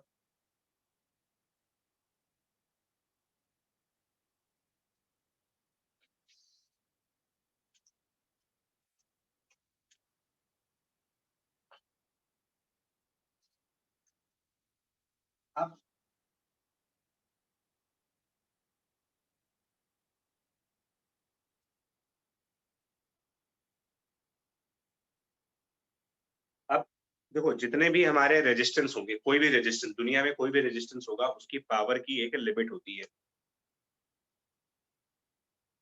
तो लिमिटिंग पावर की अगर हम बात करते हैं, लिमिटिंग पावर, तो हर एक रेजिस्टेंस की एक अपर लिमिट होती है। मतलब कोई भी रेजिस्टेंस हो, किसी भी मटेरियल का हो, कितने भी अच्छा, कोई भी कितना भी अच्छा कंडक्टर हो, एक लिमिट के बियॉन्ड उसको मेल्ट होना ही है। तो इसके ऊपर एक, मतलब इसके ऊपर एक न्यूमेरिकल मैं आपको दे रहा हूँ, वो ये, हमारे पास मान लो तीन रेजिस्टेंस हैं, ऐसे करके तीन रेजिस्टेंस है मान लीजिए, अलग अलग वैल्यूज के। एक 3 ओम का रेजिस्टेंस है, एक 6 ओम का रेजिस्टेंस है, और एक 9 ओम रेजिस्टेंस है मान लेते हैं। 3 ओम रेजिस्टेंस की maximum power capacity, maximum power limit जो है इसकी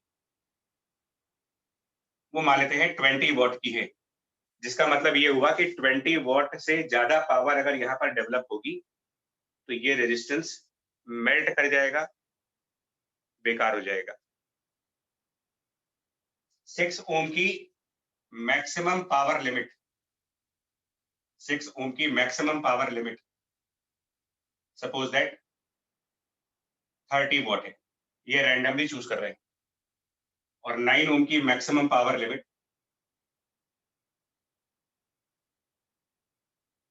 60 वॉट मान लेते हैं, ये इनकी मैक्सिमम पावर लिमिट्स हैं। That means 3 ohm cannot sustain power more than this value, 6 ohm cannot sustain power more than 30, and 9 ohm cannot sustain power more than this value. अब हमने क्या किया, इनका यूज करके हम कुछ सर्किट्स बनाएंगे।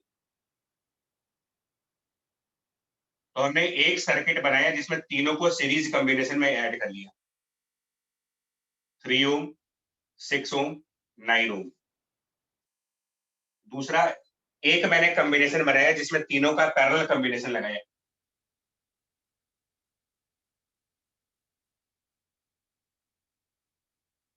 all 3 in the parallel combination.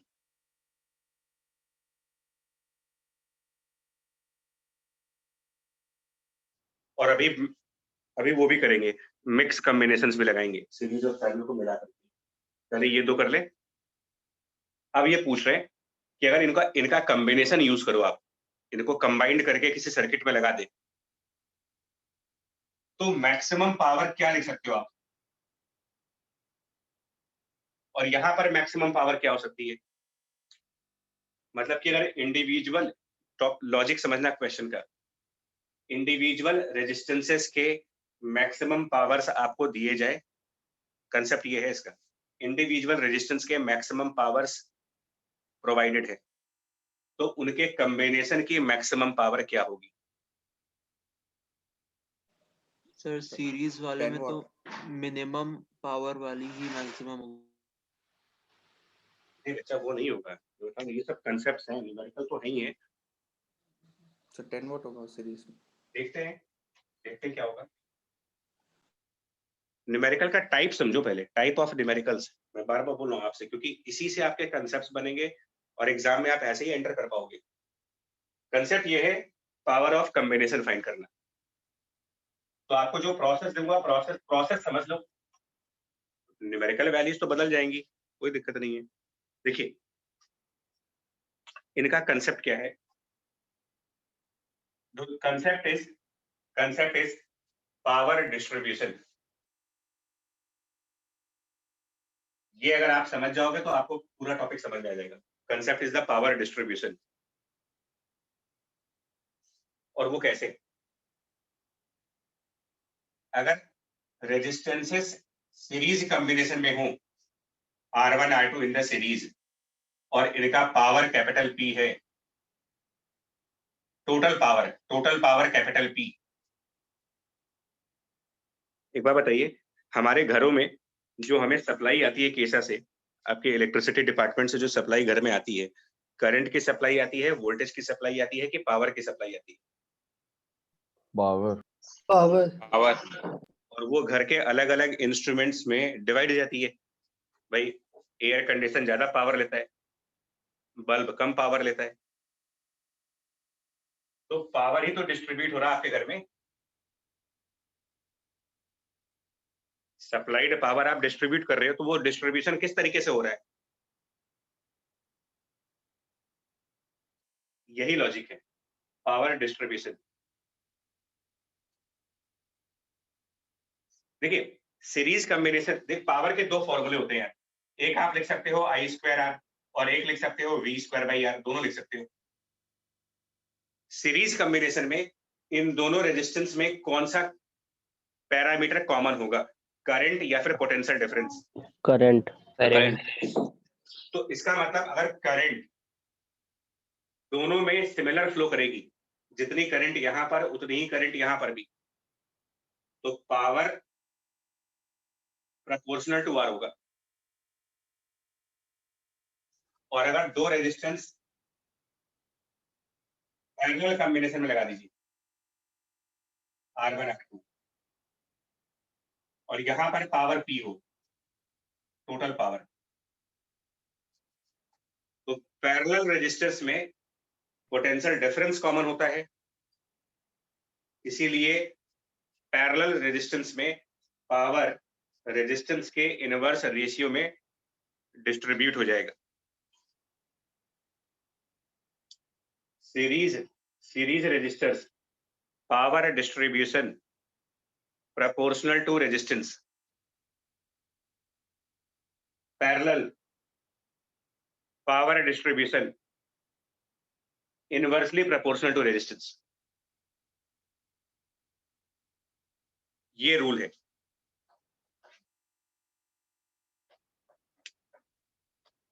यानी कि अगर यहां पर पावर P1 आ रही है और यहां पर पावर P2, सिमिलरली यहां पर पावर P1 और यहां पर पावर P2,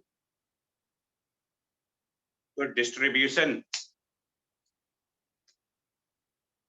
के हिसाब से P1 की वैल्यू लिखी जाएगी R1 divided by R equivalent into P, just like current को जैसे डिस्ट्रीब्यूट किया गया था, रेजिस्टेंस के रेशियो में डिवाइड करना है और ऐसे ही P2 निकालेंगे।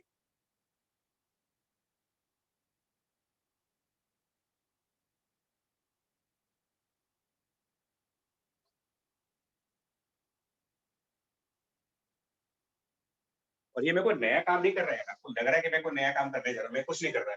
मैं यहाँ से सिर्फ आई स्क्वायर की वैल्यू निकाल रहा हूँ, आई स्क्वायर बराबर पी बाई आर। ठीक है, मैं ये काम कर रहा हूँ, आई स्क्वायर बराबर पी अपॉन आर। तो P1 अपॉन R1 आई स्क्वायर, P2 अपॉन R2 आई स्क्वायर, और total power upon R equivalent, ये भी आई स्क्वायर। क्योंकि सब सीरीज में चल रहा है तो ये सब बराबर होने चाहिए।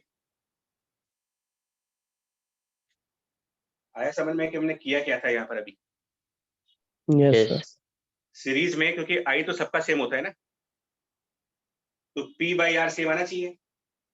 सो P1 by R1 should be P2 by R2 and it should be total power bye total resistance. Yes sir. बस ये लगा लीजिए।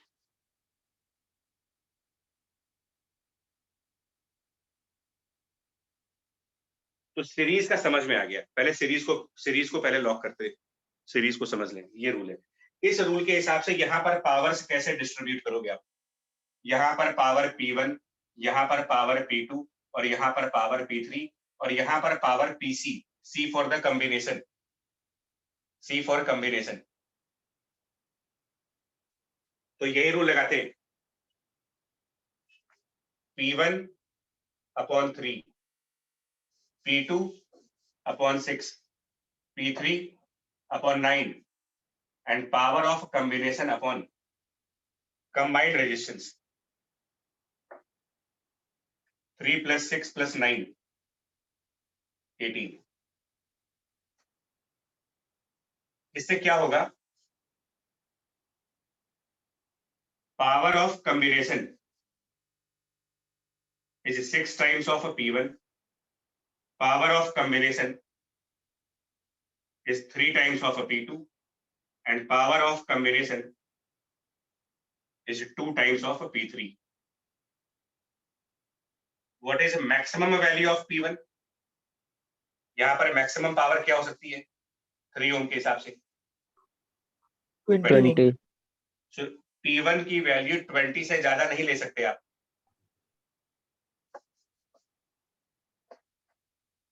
इसका मतलब यहाँ पर PC की मैक्सिमम वैल्यू क्या बन जाएगी?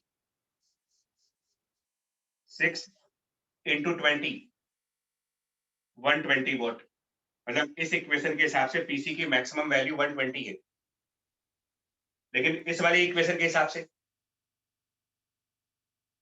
इस वाली इक्वेशन के हिसाब से 90 और तीसरी इक्वेशन के हिसाब से 120। तो तीनों का इंटरसेक्शन पार्ट बताओ, कॉमन पार्ट क्या बना? तीनों के हिसाब से मैक्सिमम पावर क्या हो सकती है? 90। हाँ, देखो भाई, अगर ये 6 P1 है और P1 की मैक्सिमम वैल्यू 20 है, मैक्सिमम 20। यानी फर्स्ट इक्वेशन को हम ऐसे भी लिख सकते हैं, फर्स्ट इक्वेशन को हम ऐसे भी लिख सकते हैं कि PC is less than equals to 120, P2 maximum 30, 30 into 3 90, so you can write PC less than equals to 90, P3 60 है। अब आपको इनका इंटरसेक्शन चाहिए, इनइक्वालिटीज का इंटरसेक्शन पॉइंट, 90 से ज्यादा हो ही नहीं सकता पावर। सो इसका आंसर ये हुआ कि combined power can not be more than 90 what, 90। इस क्वेश्चन का आंसर आ गया 90 वॉट इनके कॉम्बिनेशन की मैक्सिमम पावर है।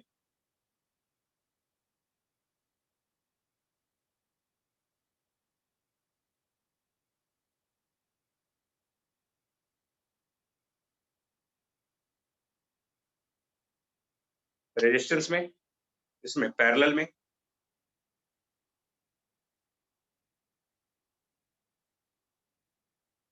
पैरेलल में ये लगाओ, पावर बराबर V स्क्वायर बाई R, तो you can write down V square बराबर P इंटू R। और पैरेलल में सबके पोटेंशियल डिफरेंस सेम होते हैं, तो हम लिख सकते हैं P1 R1, P1 R1 equal to P2 R2 equal to P combination R combination. ये रूल लगा दीजिए, यहाँ डिवीजन का रूल चल रहा है, P1 बाई R1, यहाँ प्रोडक्ट रूल चल रहा है।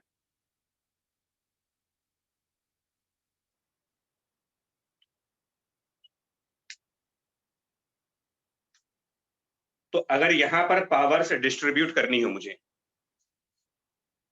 अगर टोटल पावर पीसी है, मतलब power of combination, total power PC, पूरे कॉम्बिनेशन का पावर पीसी, तो इंडिविजुअल पावर्स अगर फाइंड आउट करनी है मेरे को,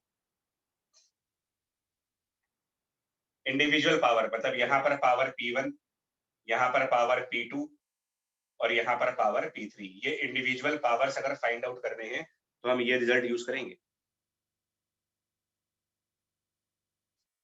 3P1 6P2 equal to 9P3 equal to power of combination into resistance of the combination. तो पहले तो इनका रेजिस्टेंस निकालना पड़ेगा, कंबाइंड रेजिस्टेंस क्या बन जाएगी, 3, 6 और 9 अगर पैरेलल में ऐड कर दिए गए हैं,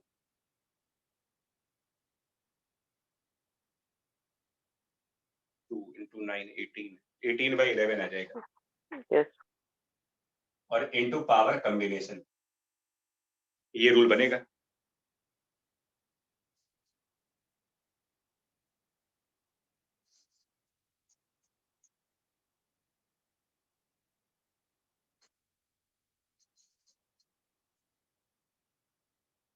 अब इसके हिसाब से पावर ऑफ कॉम्बिनेशन बिकम्स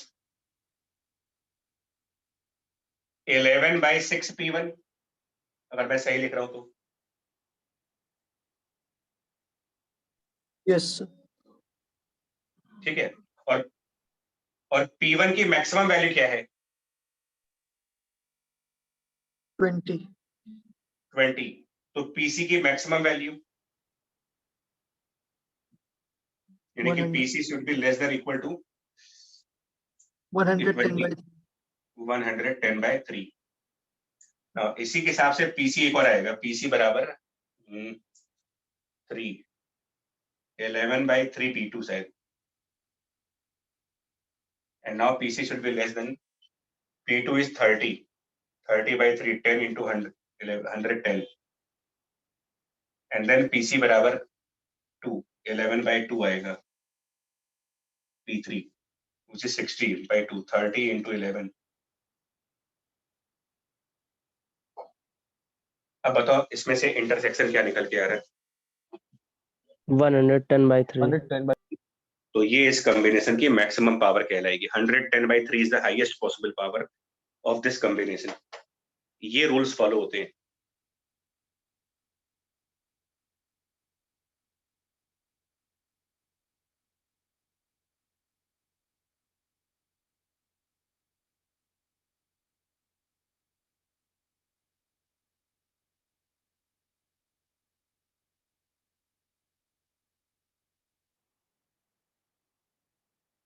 थोड़ा सा स्लाइट हायर लेवल पर इसको चैलेंजिंग बनाना चाहो तो ये कर सकते हो।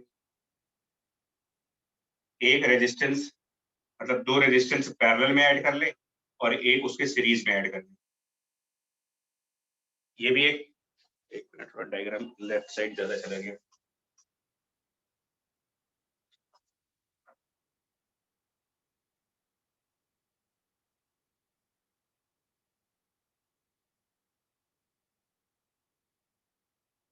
मान लो ये 3 ओम, ये 6 ओम और ये 9 ओम कर दिया मैंने। अब बताइए इस कॉम्बिनेशन की मैक्सिमम पावर क्या लिख सकते हो आप? What can be maximum power for this combination?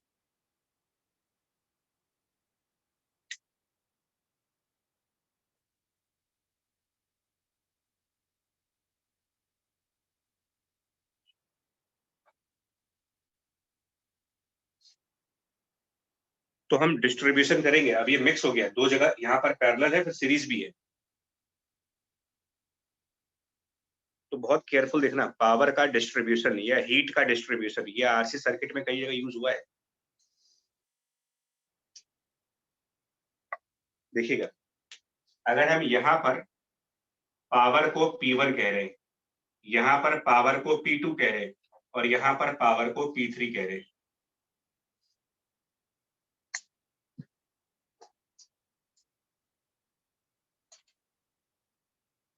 तो हमारी पहली equation P1 plus P2 plus P3 total power, वो हमारा PC हो गया। ये हमारी फर्स्ट इक्वेशन बनी। फर्स्ट इक्वेशन ये हुई P1 plus P2 plus P3 बराबर PC। दूसरा 3 और 6 पैरेलल में है, 3 और 6 पैरेलल में, इनके लिए ये रिजल्ट P1 R1 बराबर P2 R2। So 3P1 equal to 6P2, ये आपकी दूसरी इक्वेशन हो गई। और 3 और 6 का कॉम्बिनेशन, 3 और 6 का कॉम्बिनेशन इस 9 ओम के साथ सीरीज में है। और सीरीज के लिए ये रूल है, सीरीज में पावर डिस्ट्रीब्यूशन का ये रूल है। तो हम लिखेंगे P3 divided by 9 equal to इन दोनों का कॉम्बिनेशन, इन दोनों का कॉम्बिनेशन लगाएंगे क्योंकि इनका कॉम्बिनेशन इसके साथ सीरीज में जाएगा। तो इनका कॉम्बिनेशन जब करेंगे तो वो लिखेंगे P1 plus P2 divided by इनका कंबाइंड रेजिस्टेंस 2 ओम पैरेलल में। कंबाइंड रेजिस्टेंस में आप 3 प्लस 6 नहीं कर सकते, 3 और 6 को पैरेलल में कंबाइन करके देखना है। पावर्स हम डायरेक्ट कंबाइन करते हैं, लेकिन रेजिस्टेंस को लॉ ऑफ रेजिस्टेंस के हिसाब से चलना होगा।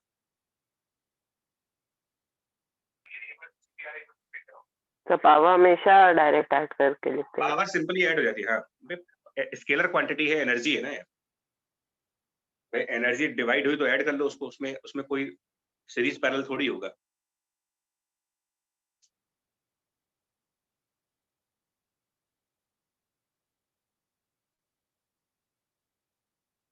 अब यार बताओ यार, ये हो गया क्या? इससे आपके लिए ये पॉसिबल है, मतलब इन 3 इक्वेशन से क्या ये पॉसिबल दिख रहा है कि P1 और PC में रिलेशन आ जाए, P2 और PC में रिलेशन आ जाए, P3 और PC में रिलेशन आ जाए? क्या ऐसा पॉसिबल दिख रहा है आपको? Yes sir. Yes, sir. करो, कितना कितना आएगा? P3 और P1 दिख तो रहा है वैसे directly, because P1 plus P2 को रिप्लेस किया जा सकता है। यहाँ पर P1 प्लस P2 जो आ रहा है उसको रिप्लेस करके PC माइनस P3 कर सकते हो, PC माइनस P3, तो P3 और PC में रिलेशन आ जाएगा।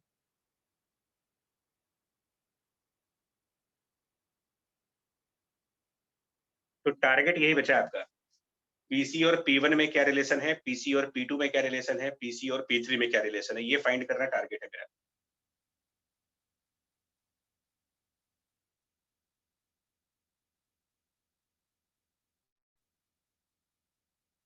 So PC is equals to 11 P3 by 9.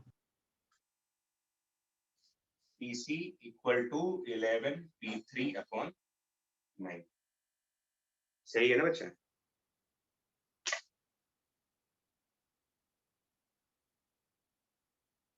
सही है, ठीक है।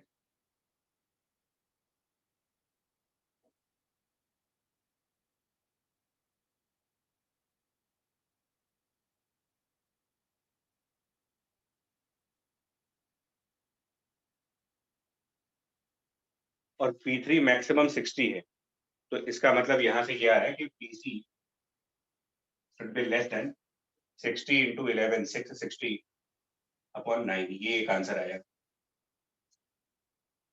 अब P2 का चाहिए होगा रिलेशन यार, P3 तो आ गया। 9 PC by 11 उधर चला गया।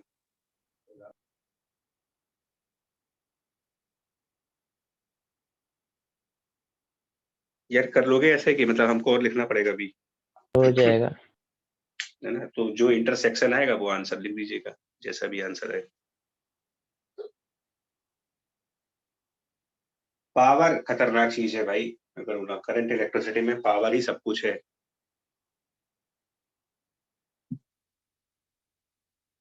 Sir PC is equals to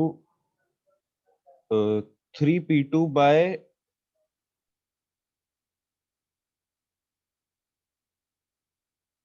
bye sir 33P2 by 2।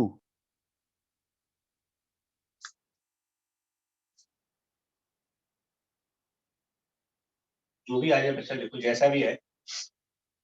तो P2 की लिमिट 30 है, 30 रख करके PC देख लेंगे कितना हो सकता है। और बाद में सबके इनइक्वलिटीज, तीनों इनइक्वलिटीज का इंटरसेक्शन खाना होगा।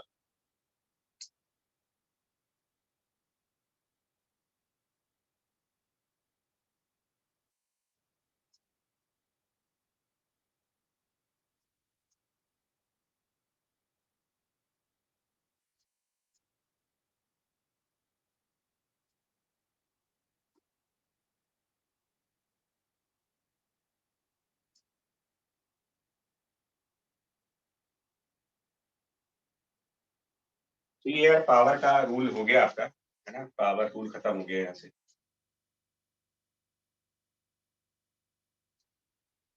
मतलब पावर का ही काफी टॉपिक था, वो भी कंप्लीट हो गया और ये चैप्टर भी कंप्लीट हो गया। एक ये थोड़ा सा अगर आप अपने आप कर लें तो हमारा बर्डन कम हो जाए, इक्विवेलेंट ईएमएफ का कंसेप्ट।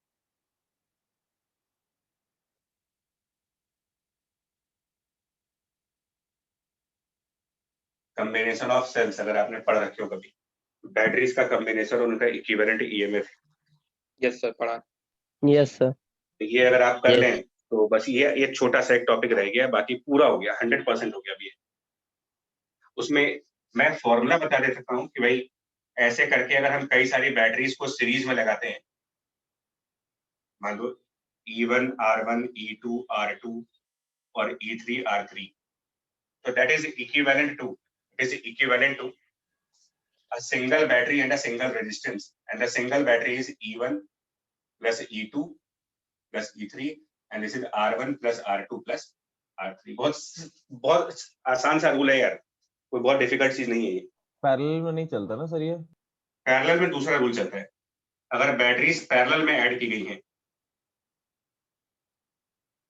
इनवर्स हुआ।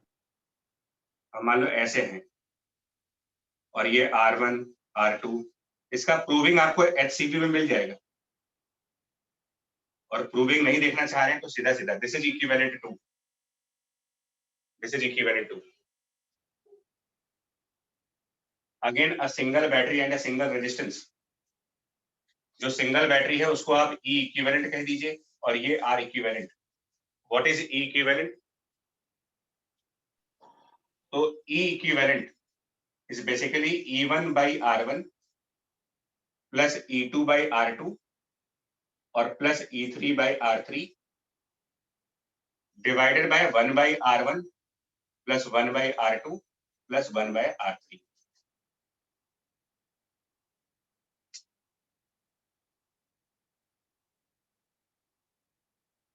मतलब कुल मिला के ये कंसेप्ट चलता है। E equivalent upon R equivalent is E1 by R1 plus E2 by R2 and so on. ये रूल चलता है पैरेलल में, ये रूल चलता है बैटरीज की पैरेलल कॉम्बिनेशन का, ये रूल है। ये भाई ये 1/R इक्विवेलेंट की तो वैल्यू लिखी गई है, रेजिस्टेंस पैरेलल में है तो ये चीज 1/R इक्विवेलेंट ही लिखा गया है, मतलब यही चीज यहाँ लिखी जा रही है। पैरेलल का रूल, सिंपल सा रूल है याद करने का। सर हम्म। सर ये इक्विवेलेंट का फॉर्मूला है पूरा है ना, E1/R1 plus E2/R2 plus E3/R3 upon 1/R हाँ equivalent। मतलब ये पैटर्न बता रहा हूँ याद करने का। E1 by R1 plus E2 by R2 plus E3 by R3 बराबर total E upon total R, ये फॉर्मेट है उसका, यही चीज यहाँ पे लिखी जा रही है।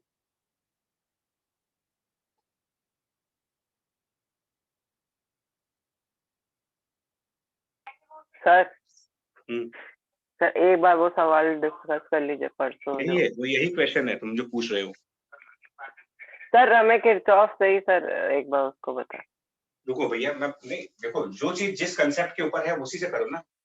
जो तुम्हारा क्वेश्चन था वो कुछ इस तरीके का था, मेरे ख्याल से एग्जैक्ट वैल्यू नहीं दिखा रहा हूँ बट कुछ ऐसा क्वेश्चन था, ऐसे करके और फिर ऐसे करके हमने बैटरीज लगाई थी, मान लो ऐसे करके आप कुछ भी कर लो, है ना, इस तरीके से ऐसा ही कुछ था मेरे ख्याल से। नहीं सर, हम्म। सर ईएमएफ नहीं था सर, और दोनों तरफ रेजिस्टेंस थे सर, और सब सेम साइड पे ईएमएफ थे। ये तीन मतलब बैटरी है कि नहीं है? तीन बैटरी है कि हाँ नहीं? पॉजिटिव साइड, हाँ सर एक की तरह। क्या क्या है वैल्यू बताओ, ऊपर वाली वैल्यू। एक मिनट देख,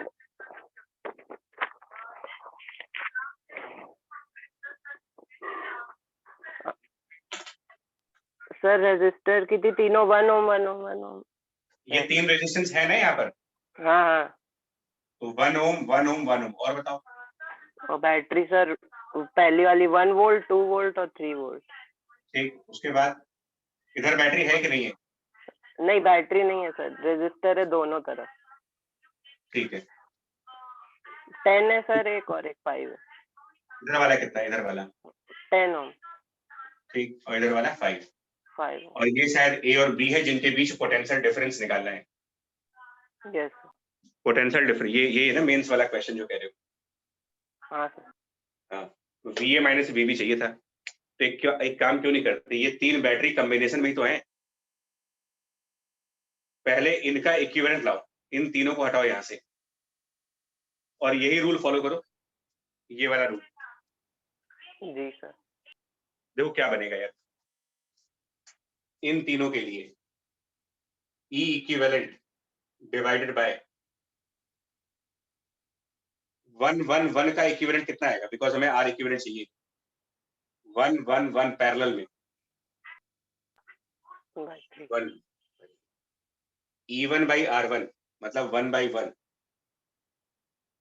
E2 by R2 2 by 1, E3 by R3 3 by 1। इसे E इक्विवेलेंट कितना आएगा देखो,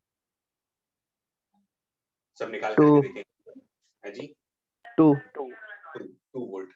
यानी कि हम क्या करेंगे, इसका मतलब ये हो गया कि this circuit is equivalent to a 10 ohm resistance, a 2 volt battery and 1/3 ohm का रेजिस्टेंस और प्लस 5 ओम का रेजिस्टेंस यहाँ पर। ये इसका इक्विवेलेंट सर्किट हो गया। जो ये सर्किट है और ये सर्किट दोनों सेम है। अब बताओ ना यार, VA माइनस VB कैसे आएगा?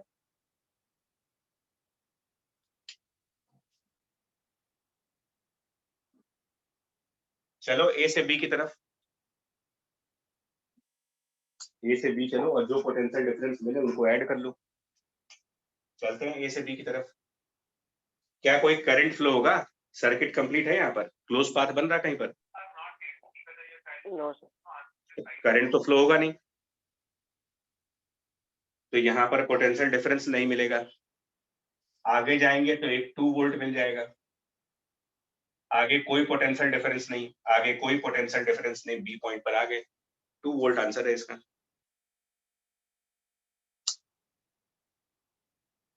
अगर सर सर्किट कंप्लीट करके करंट फ्लो करा दें उसके बाद भी सर आंसर सेम रहेगा? तब कहाँ सेम रहेगा? तब सर हम करंट जिनकी निकाल करके, पोटेंशियल अरे भैया सर अगर जिनके करंट भी फ्लो होता तो यहाँ पर भी तो पोटेंशियल डिफरेंस आते ना, I इंटू आर से, वो सब ऐड करने होते। सर जिनके भी जो पोटेंशियल निकालते हैं उनके सब आप बोल रहे थे कि बैटरी एक लेके चलते हैं और फिर ये कभी नहीं बोला हमने यार, ये कभी थोड़ी बोला है। हमने बोला था जब आर इक्विवेलेंट निकालना होता है तब। ये तो मैं पता नहीं कितनी क्लासेस से कह रहा हूँ कि 2 पॉइंट्स के बीच पोटेंशियल डिफरेंस निकालने के लिए आप उनके बीच कोई भी पाथ चूज कर लो। ये तो मैंने न जाने कितनी बार स्टेटमेंट दिया। जी सर, जी सर।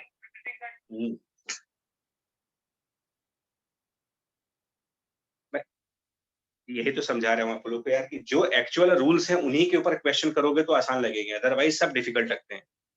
अभी जस्ट थोड़ी देर पहले पावर डिस्ट्रीब्यूशन रूल था, अब उसका रूल तो पावर डिस्ट्रीब्यूशन है, अब तुम उसको या कोई और अपने हिसाब से करने की कोशिश करोगे, फंसोगे वही उसमें, फंसना ही है उसमें।